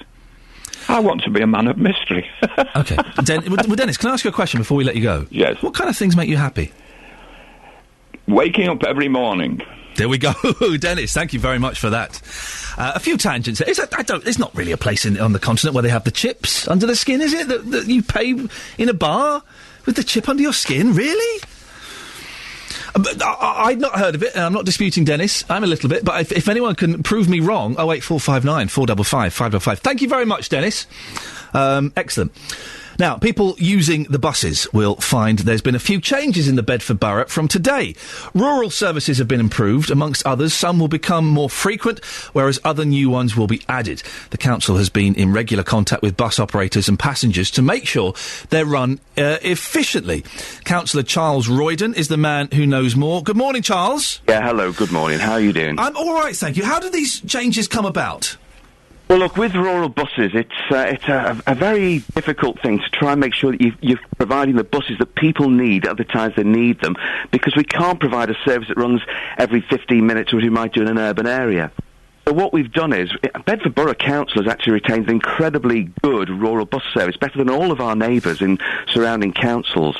But what we've done is we've gone to people locally and said, look, when do you want your buses? So that we might have been running a bus on a day where people didn't really actually want it, and they preferred to go on another day more frequently so that they could perhaps go to St. Neots and go to the market or something like that. So what we've done is we've engaged with residents, we've engaged with parish councils, and we've delivered bus services which we think target the needs that people have. And sometimes they're not the needs that we thought they had. You know, we didn't realise that lots of people want to go to the doctors on a certain day. So we've now tailored the bus services to make sure that they're providing a service which is much better for people. So rural services are now better, according to you. How so? Well, for one thing, we're providing more buses than elsewhere. Right. We're also doing a system whereby buses connect up to other areas, so that, for instance, our neighbouring authorities have cut bus services drastically. We find that in places around us, the services have really been worse than decimated. So what we've done is we've looked at where their services are so that we can dovetail into them, so that we can take people to places like St. Neots or Rushden. And we're also, I don't know if you've noticed Bedford bus station itself, but it have a lot of taxis in it. And people were getting dropped off not at the bus station itself, and it seemed daft to me that you had a bus station that had taxis all over the place and places for people to park their cars, but it didn't have locations for buses. So if you go down to Bedford Town Centre now, you're not dropped off ad hoc in different roads around the town. You're dropped off in the bus station if you've got a rural route. Now that allows our rural bus service users to actually dovetail in to the urban network as well, so that if someone's coming from out at Sharnbrook, they'll be able to get into the hospital because they're able to get a match when they get into the bus station. They won't have to walk from a bus all the way to another bus. So it fits in very well for them as well. Brilliant news that you've listened to people and you've increased bus services. Have you had to cancel some routes, and how will that affect people? Well, there have been one or two routes where we haven't had to cancel them, but we've changed the service on certain days. So we've reduced the service on certain days because nobody was using them. Right. We've got to the situation where literally a bus would be travelling along with no one on it. And you can't do that because it would actually be cheaper on some routes to just provide everyone with taxis. But what we've done is we've located those routes where people aren't using them on certain days and increased the service on another day instead. For instance, a day when they might want to go to a market or a doctor's. And of course, what we've also just had in Bedford is a really encouraging news that we've got a large grant to enable us to improve our passenger network and increase the service at the railway station as well. So we've got £600,000 has just come in as a government grant, which will enable us to put a lot more effort and energy into our public transport network. It's great news for Bedford. Charles, thank you for that. That's Councillor Charles Royden from Bedford Borough talking about the change to the rural bus services. I like the idea of the council paying for cabs for everyone. Charles, I think you are onto something there, my friend. Thank you. Coming up in the next hour, more on the Henry Moore, Sandy Skate Park. I think Jonathan Vernon Smith might pop in to say hello. Always the highlight of my day. Now, time for the latest news with Simon Oxley. Good morning, dear listener. It's 4 minutes past 8. It's Monday, the 23rd of July. It's the first day of the school holidays, and it's nice weather. This'll do, won't it? This is Iain Lee. I'm breakfast for this week and next week. I think, yes, 2 more weeks. And here until 9 o'clock when Jonathan Vernon Smith will come and do his thing. And he'll pop in about 10-15 minutes to let us know what's happening on his show today. But between 8 and 9, we have more on the Henry Moore sundial, those roadworks in Dunstable, and Sandy Skate Park. And I'd love to get your calls on all of those things. And also, we're talking tattoos after David Steele's wife, at the age of 70, treated herself to a tattoo as a birthday present. And really, am I wrong to think that there's just something inappropriate about that? My son could come home and tell me anything. Could tell me anything, and I would love him and embrace him and congratulate him. But if he came home and showed me a tattoo, do you know what? I would be really angry. 08459 455 555. Am I being a little bit unfair about this? You can also text as well, 813-33. Start your text 3CR, or you can email 3cr@bbc.co.uk. Across beds, hearts and bucks, this is Iain Lee on BBC Three Counties Radio. Some of you have got very angry about the whole subject of tattoos. I believe I may have upset one or two of you. You can text in, but I would love a phone call. 08459 455 555. Hertfordshire police say a stolen Henry Moore sculpture has been found following an appeal by BBC's Crime Watch programme. The bronze sundial sculpture was stolen from the grounds of the Henry Moore Foundation in Much Haddam overnight between the 10th and 11th of July. Nikki Fox reports. It's worth a fortune, and many feared it would never be seen again. The sundial, by arguably Britain's best-known sculptor, was taken from the grounds of the Henry Moore Foundation at Much Haddam 12 days ago. The theft attracted huge publicity.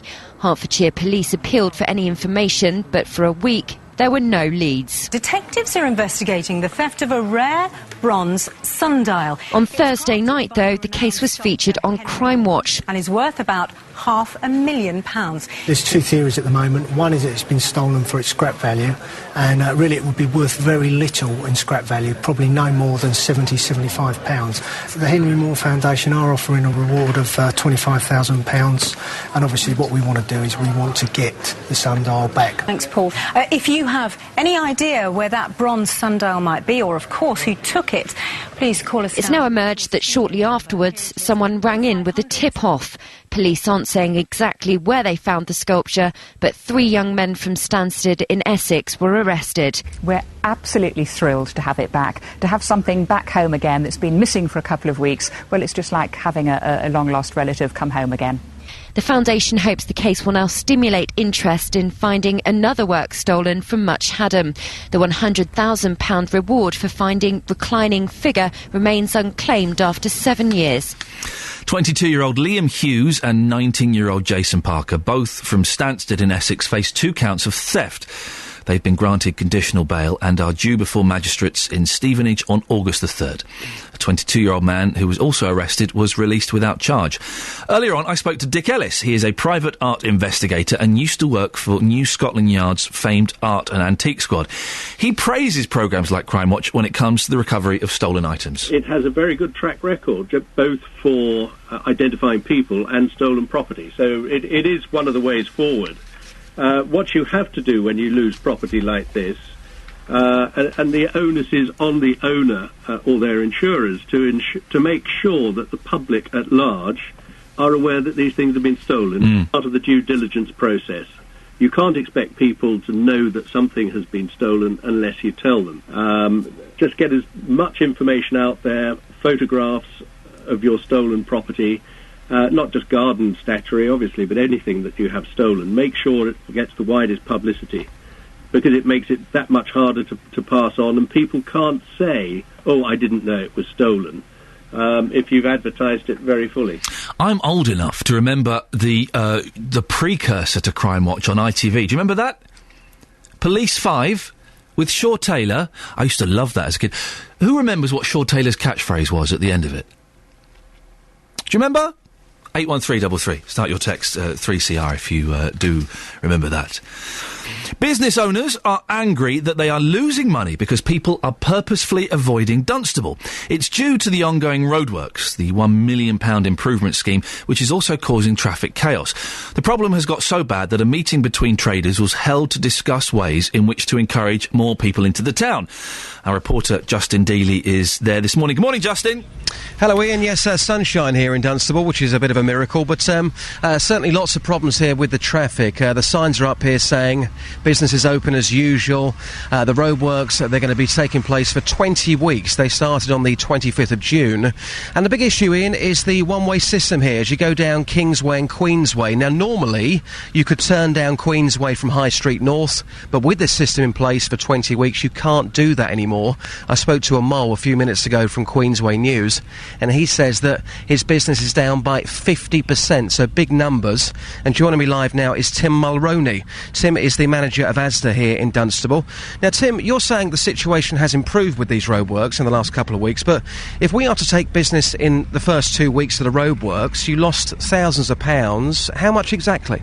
It's really hard to quantify that in cash terms, but the first 2 weeks was a significant drop-off in the customer numbers for coming into the store due to the roadworks.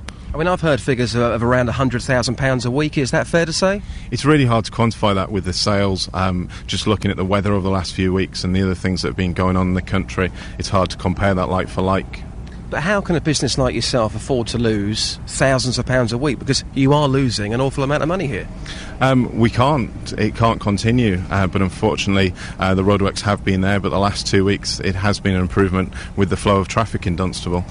So hopefully those customers will start to return now. So what's changed then? Because in the first 2 weeks, people were saying that it was just non-stop traffic, you couldn't move. What suddenly changed so much? Absolutely, we've changed the flow of the one-way system, so as you come out of the car park at Asda, it's now gone to a 2-lane, then into a 3-lane, and that means that it's able to keep flowing the traffic. So you've got a big issue really trying to entice your customers back, because after those first 2 weeks, they might be saying, I'm not going to go there again. Absolutely, and it is going to be a battle for us for the next few weeks, but certainly if any customers come down to the store today, they can see that the traffic is flowing fine. And some people are saying, why are these roadworks taking place anyway? The roadworks have been in place for the council to build a dedicated bus lane along Court Drive. And it's due to obviously launch in November.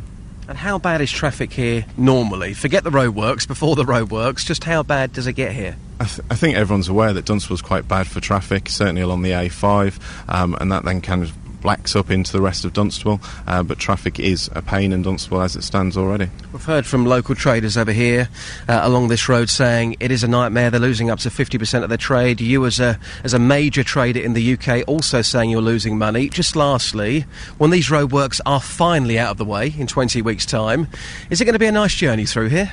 I do hope so, and I believe that the opening up of the bus lane should improve the traffic flow along Court Drive, so yes. Only hope so, Tim. Thanks for your time. That's Tim Mulroney. He's the manager of Asda here in Dunstable. So, as I'm looking up to the high street right now, Ian, traffic not too bad. I think that the hope is right now, with kids being off school, with it being half-term again, that should hopefully ease the situation, but you can't have local traders losing up to 50% of their business. Some of these people are, after 20 weeks, I'm sure, going to be very close to actually going out of business purely because of these roadworks. Small businesses are struggling enough as it is at the moment, and are there going to be enough benefits when this is finished? Will they benefit from this? What's being done there? Do you think? Well, we can only hope that obviously once these roadworks are out of the way, as Tim was saying, there it may ease congestion, but we're not going to know about that until the roadworks are out of the way. But we've heard this story so many times on this radio station, Ian, about the traffic in Dunstable. Something's got to be done. And for these people here along Queensway, so many local independent traders, people are just saying that people cannot be bothered to sit in traffic, get parked and come and see them because it's taking far too long. Well, let's see how it goes. Justin, going off on a complete tangent, this morning we are arguing about tattoos. Now, I was saying earlier on, some people you know they've got tattoos, some people you don't know they've got tattoos.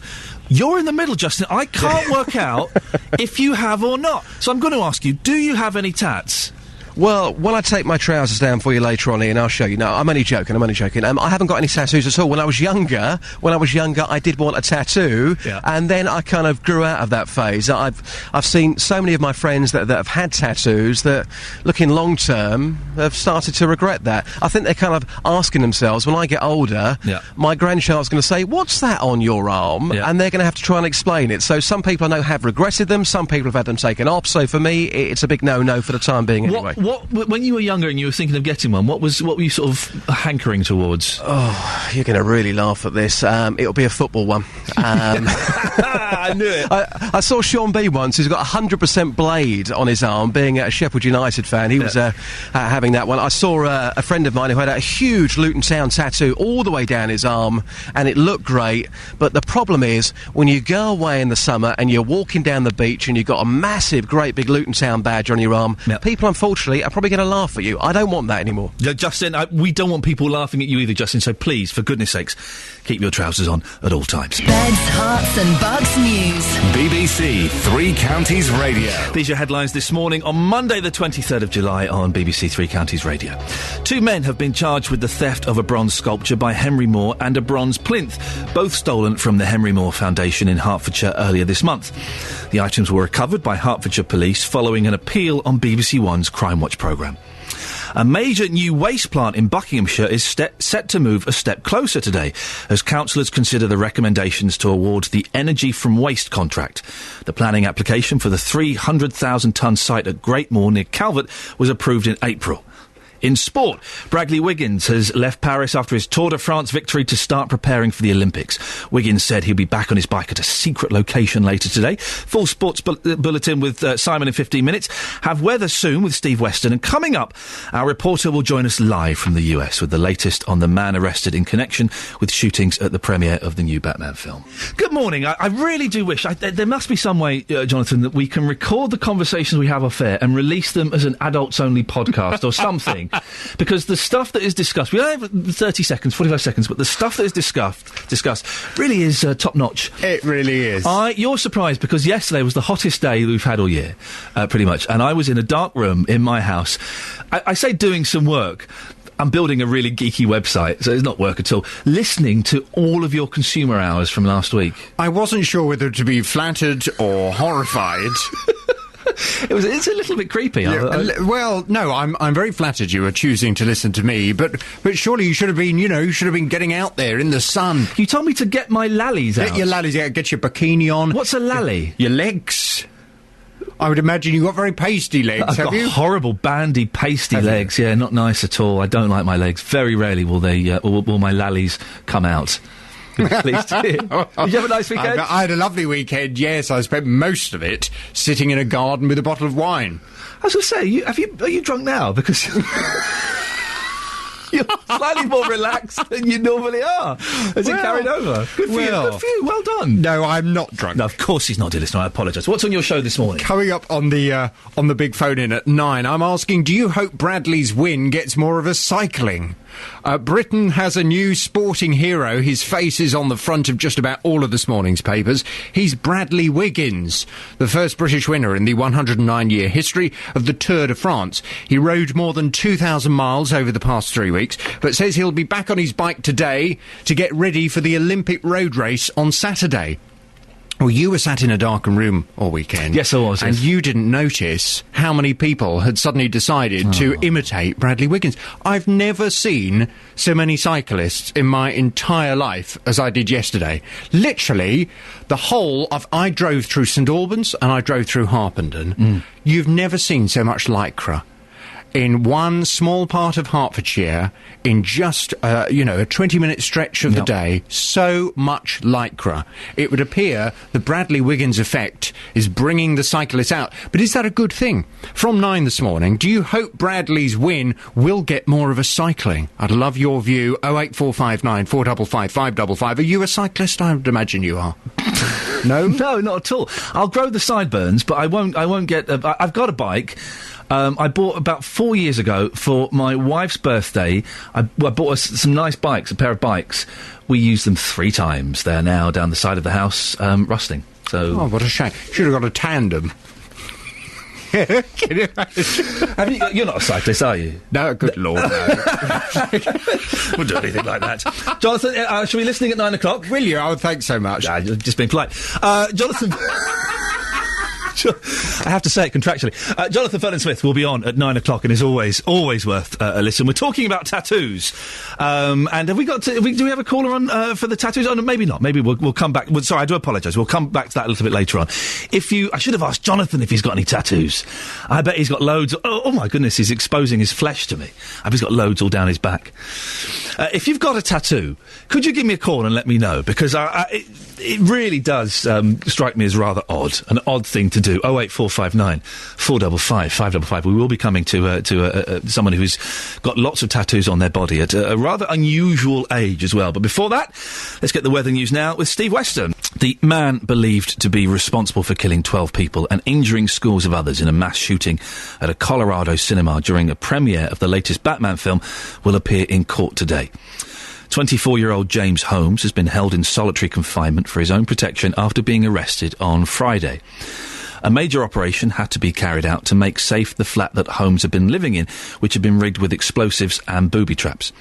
The mass killing has left America in shock and facing questions, not for the first time, about the wisdom of lenient gun laws and the potential impact of on-screen violence, though as yet no direct link has been proven in this case. Our US reporter James Gordon joins us now. James, what's the feeling there in the US? Well, as you might imagine, people here are shocked and saddened by what happened on Friday night. But more to the point, they're also angry at this man. This man was able to carry out so many killings and injuring so many people. 58 people injured, 12 people dead, and they're just asking the questions: why did he do it? It's something that might never be answered because he is not speaking to the police at this stage, although he is due in court later on today. But as you might imagine, there's been nothing but discussion on this story all weekend by the news media in this country. America does seem to have more than its fair share of tragedies like this. How has it shocked the whole country? Is the whole country in a kind of mourning? Well, I mean, it's interesting because obviously I'm based in New York, and that's about 2,000 miles away from where this shooting occurred.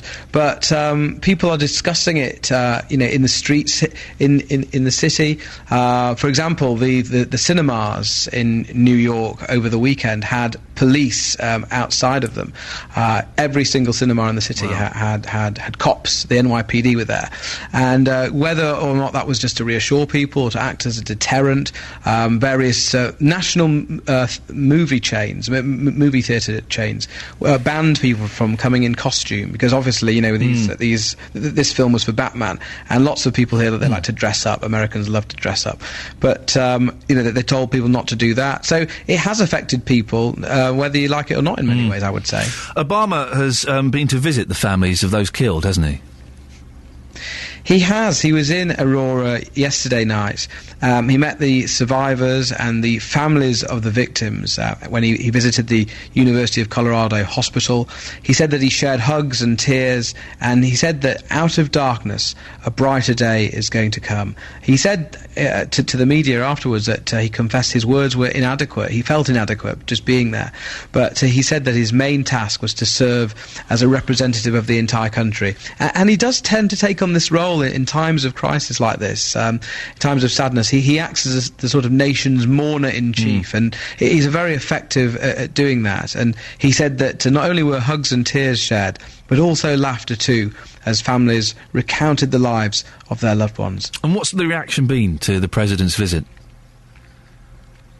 Well, he was very well received, and in fact, people who lost their loved ones, I think to meet the president under such circumstances, it must be heartbreaking for them because, of course, he's popular in that part of the world, in Colorado.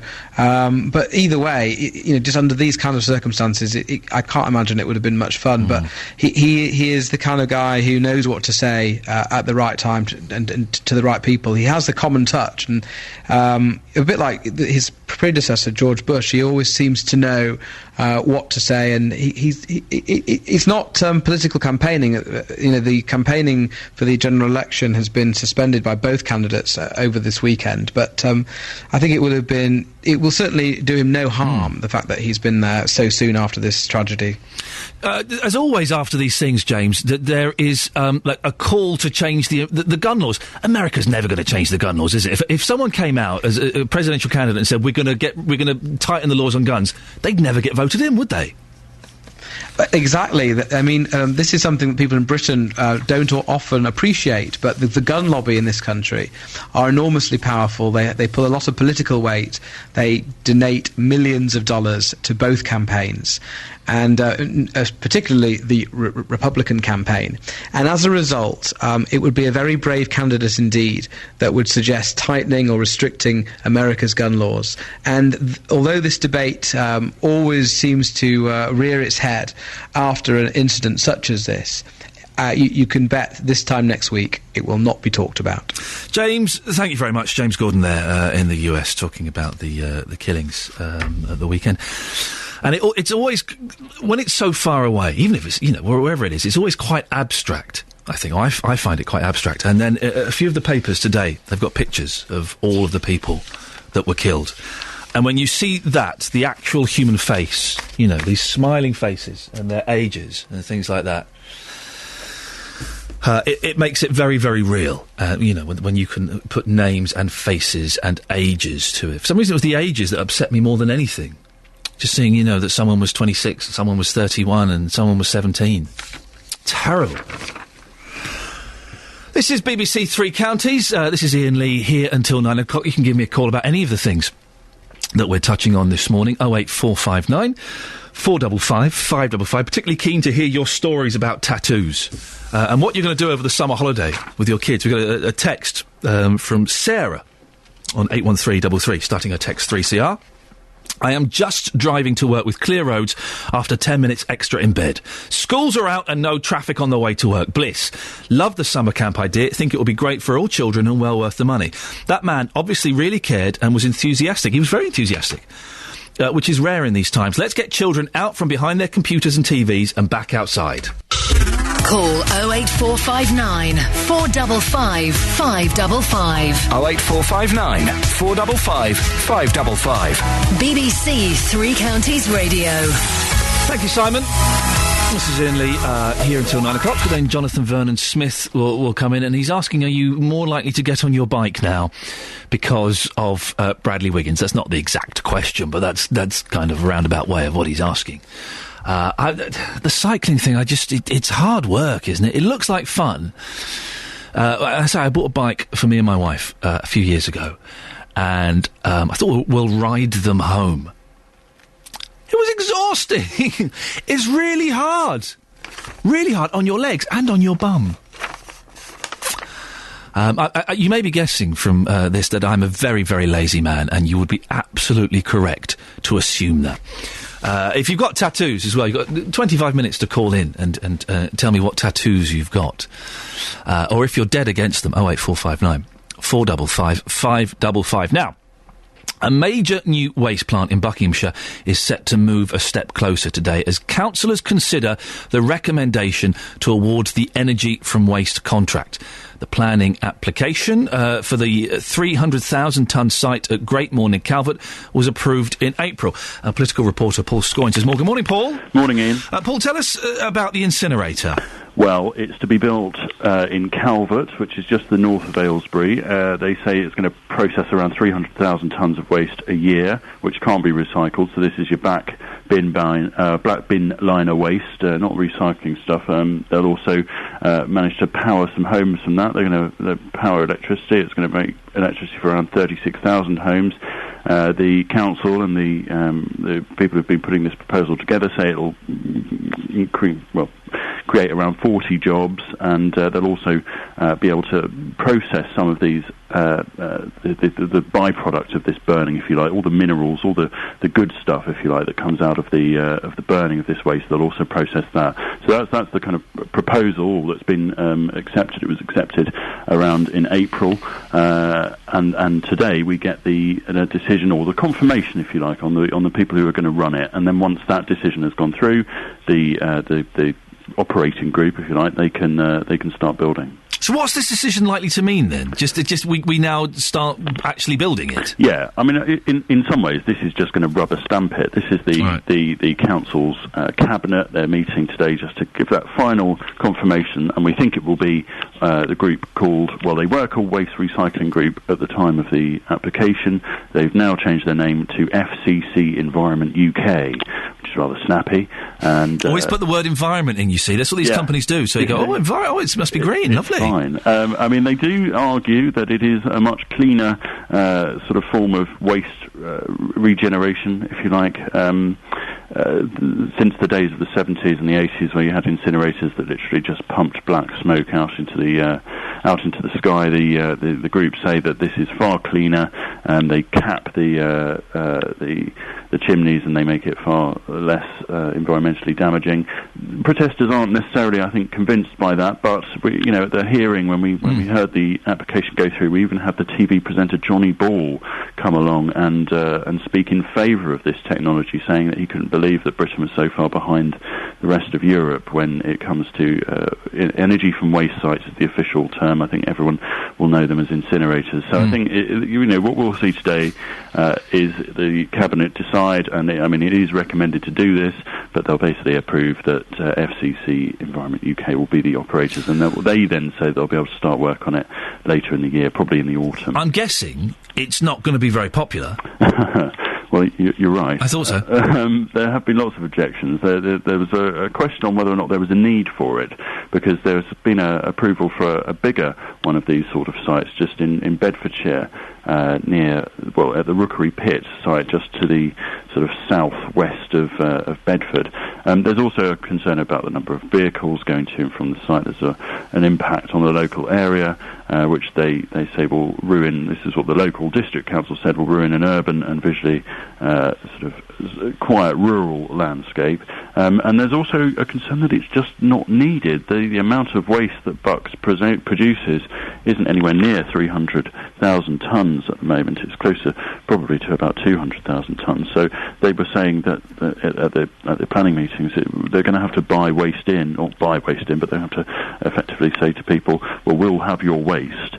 So other counties might start delivering waste to the north of Bucks, and that was, I think, a concern for lots of people, because there was a concern that the sheer number of vehicle movements was going to be vastly increased than what it could be. So there was some pretty valid concerns, but it did go through, not unanimously, but it was pretty close to being unanimous. The two Liberal Democrats on the panel objected to it, so it is likely to go ahead today. Paul, thank you very much. That's our political reporter, Paul Scoynes, talking about the 300,000 tonne site at Greatmoor near Calvert that was approved in April, and it gets a stage closer. Does it affect you? Surely it's got to go somewhere, hasn't it? Or does it? Paul, they're saying that, well, actually, maybe we don't need it. If this affects you in any way, I'd love to hear. 08459 455 555. Is it that thing? If you're upset, is it just because it's happening near you? If it was happening further away, would that be different? Would that make it any better? Earlier on in the show, we were talking about summer schools and offering children things to do during the holidays. But for many in Sandy, there's now less to do. It's because most of the skate park there has been demolished because it was too dangerous. 10 years ago, people in Sandy and Bedfordshire raised more than £60,000 to build a skate park. Most of it has just been knocked down for safety reasons. But the Sandy Skating Association say they're now being asked to pay £20,000 to get it back. Kobe Ellison is a skateboarder and says his summer's been ruined. Good morning, Kobe. Hi. How long have you been using the park for? Probably for about a good 6-7 years, something like that. All right. And it's been taken down because it's not safe. Is that right? Yeah. So that's quite a good reason to take it down, isn't it? It is a good reason. It's just, I suppose it would have been better if they had like a guaranteed way of putting it back up, rather than just getting rid of it completely. Right. Because how is this going to be put back up? Are the public being asked to pay for this, or are the council going to take responsibility? What's the situation as far as you know? Well, the council said they might be able to make some sort of donation, but most of it's sort of relying on us to fundraise for it. That's all right, though, isn't it, Kobe? You can get out and, do something to raise a bit of cash. You can do that, can't you? Give it a go. It's not a bad idea. It'll just take a lot of time and a lot of effort, really, won't it? But that will show... But listen, listen, people have things way too easy at the moment. That will show how dedicated you are to it. If you go out there and you help raise the money and you make an effort, and you and your mates and your friends and your families make a real effort... Yeah. Wouldn't that be fantastic? You could tell your kids in the future, that skate park... I'm part of that. I built that. I went out and worked, and I went out and did stuff, and I raised money to build that. That would be an amazing monument, wouldn't it? Yeah, it would, yeah. Kobe, what are you going to do to keep yourself occupied until you manage to raise the money to get the skate park back? I'm not sure. We've still got one ramp there, so I guess I'm just going to have to skate that all day. Going to pull a few gnarly ollies? I will do, yeah. Do people still say gnarly ollies? I'm kind of going back 25 years to remember what skateboarders taught. Is that still a phrase? Well, we don't really say gnarly too much, but... Oh, I just tried to sound cool and I came across like a granddad, didn't I? No, it's all right. Kobe, listen, best of luck. Get together with your mates, that's my suggestion, and come up with a way to raise the money. Just think how amazing that would be to have a skate park, or to have something that you have achieved, that you have contributed towards, you have helped build. Fantastic. Kobe, you sound like a responsible, upright young man. You can do it. Go and do it. 08459 455 555. Beds, Hearts and Bucks News. BBC Three Counties Radio. These are the headlines this morning on Monday the 23rd of July on BBC Three Counties Radio. 2 men have been charged with the theft of a bronze sculpture by Henry Moore and a bronze plinth, both stolen from the Henry Moore Foundation in Hertfordshire earlier this month. The items were recovered by Hertfordshire Police following an appeal on BBC One's Crime Watch programme. As we've been hearing, a major new waste plant in Buckinghamshire is set to move a step closer today, as councillors consider the recommendation to award the energy from waste contract. The planning application for the 300,000-tonne site at Greatmoor near Calvert was approved in April. In sport, Bradley Wiggins has left Paris after his Tour de France victory to start preparing for the Olympics. Wiggins said he'll be back on his bike at a secret location later today. The weather for Beds, Hearts and Bucks: a fine and dry day with long spells of sunshine and feeling very warm. Top temperature around 28 degrees Celsius. Coming up, we're going to hear how teens across the country are for the first time able to pay for things using a kind of card that can also be used as a form of ID. And JVS is here with the phone in from 9. Today he's asking, do you hope Bradley's win gets more of us cycling? Every Monday to Saturday from 12, Nick Coffer. What's in it for you? Why should someone get involved? The spirit of adventure, also job satisfaction. There was a nurse out there called Josie Gilday. She called me into the therapeutic feeding centre one afternoon and said, I need a chair for one of our patients. Nick Coffer. And she was sat up, looking around, laughing, giggling in that chair. You can see the effect that you're having on the people around you. Nick Coffer, Monday to Saturday from 12 on BBC Three Counties Radio. He's got a computer expert on today. A computer expert. So if you've got any technical problems, give him a call. From today, youngsters in Beds, Hearts and Bucks can pay using their own credit card. It's in inverted commas, because it's not quite a credit card, which doubles up as ID. It's the launch of the first prepayment method embedded in ID cards, which also shows your proof of age. It's aimed at those who are 12 years old and over and will allow parents to put money straight into the card. Andrew Chevis is the CEO of Citizen Card and joins me now. Good morning, Andrew. Oh, you're there. Good morning. Hello, Andrew. Tell me more about the card. Well, first of all, it's not a credit card. Yes, I apologise for using that, yes. It's a debit card. You can only spend what you load on the card. But, you know, young people now need to show ID. They need to prove their age, to prove they're entitled either to get into 12, 15 or 18 movies at the cinema or 12, 15, 18 games. They also need to prove they're young enough. The under-16s have to prove they're young enough to get discounts on the buses and on the trains, and the older teenagers need to prove they're old enough to buy lottery tickets, scratch cards at 16. At 18, of course, it's alcohol, tobacco and all the adult things. So young people are well aware, and for 13 years, Citizen Card has issued more than 2 million proof-of-age photo ID cards. What we're doing today is we're launching a new card with the added functionality of a Visa prepaid card. It means also that the date of birth is on the smart chip and the mag stripe, and it really is a way of giving young people more flexibility in how they spend their money, for instance making it possible to spend their money online, but at the same time also creating a much safer environment than cash. If cash is lost or stolen, you're not going to see it again. If this card is lost or you lose it behind the sofa, just block it. The funds are completely safe, and every transaction requires chip and PIN, and we've blocked the adult merchant codes like gambling and licensed premises for the under 18-year-olds. So it's safe spending, it's more flexibility, and it's giving youngsters personal responsibility. On one bit of plastic, they've got their identity, and they've got the means to pay for the goods and services that they're entitled to buy. Do you not, Andrew, do you not think, it worries me when I see, like, kids, like really young kids with their own mobile phones and stuff. Do you not think that 12 is maybe a little bit too young to be introducing them to the world of sort of debit cards? Well, a lot of parents actually get cash cards and similar cards for youngsters of that age. Do they? Wow. The reality is that most 12-year-olds get regular pocket money of between £10, £15 a week. On top of that, from the age of 12, youngsters are increasingly topping up their earnings by, for instance, Saturday work or part-time jobs. And so the reality is they've got cash, which they lose, they spend some of it. What we're doing, we're not making young people spend any more.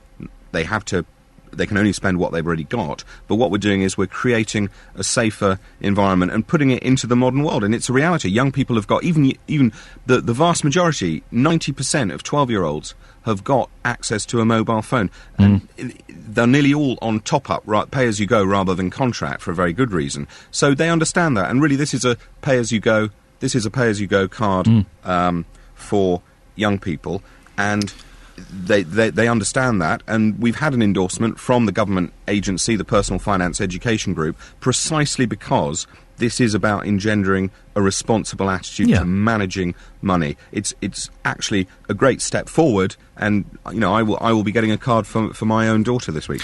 Andrew, I'm so out of touch. Did you say that 12-year-olds get £10 to £15 a week pocket money?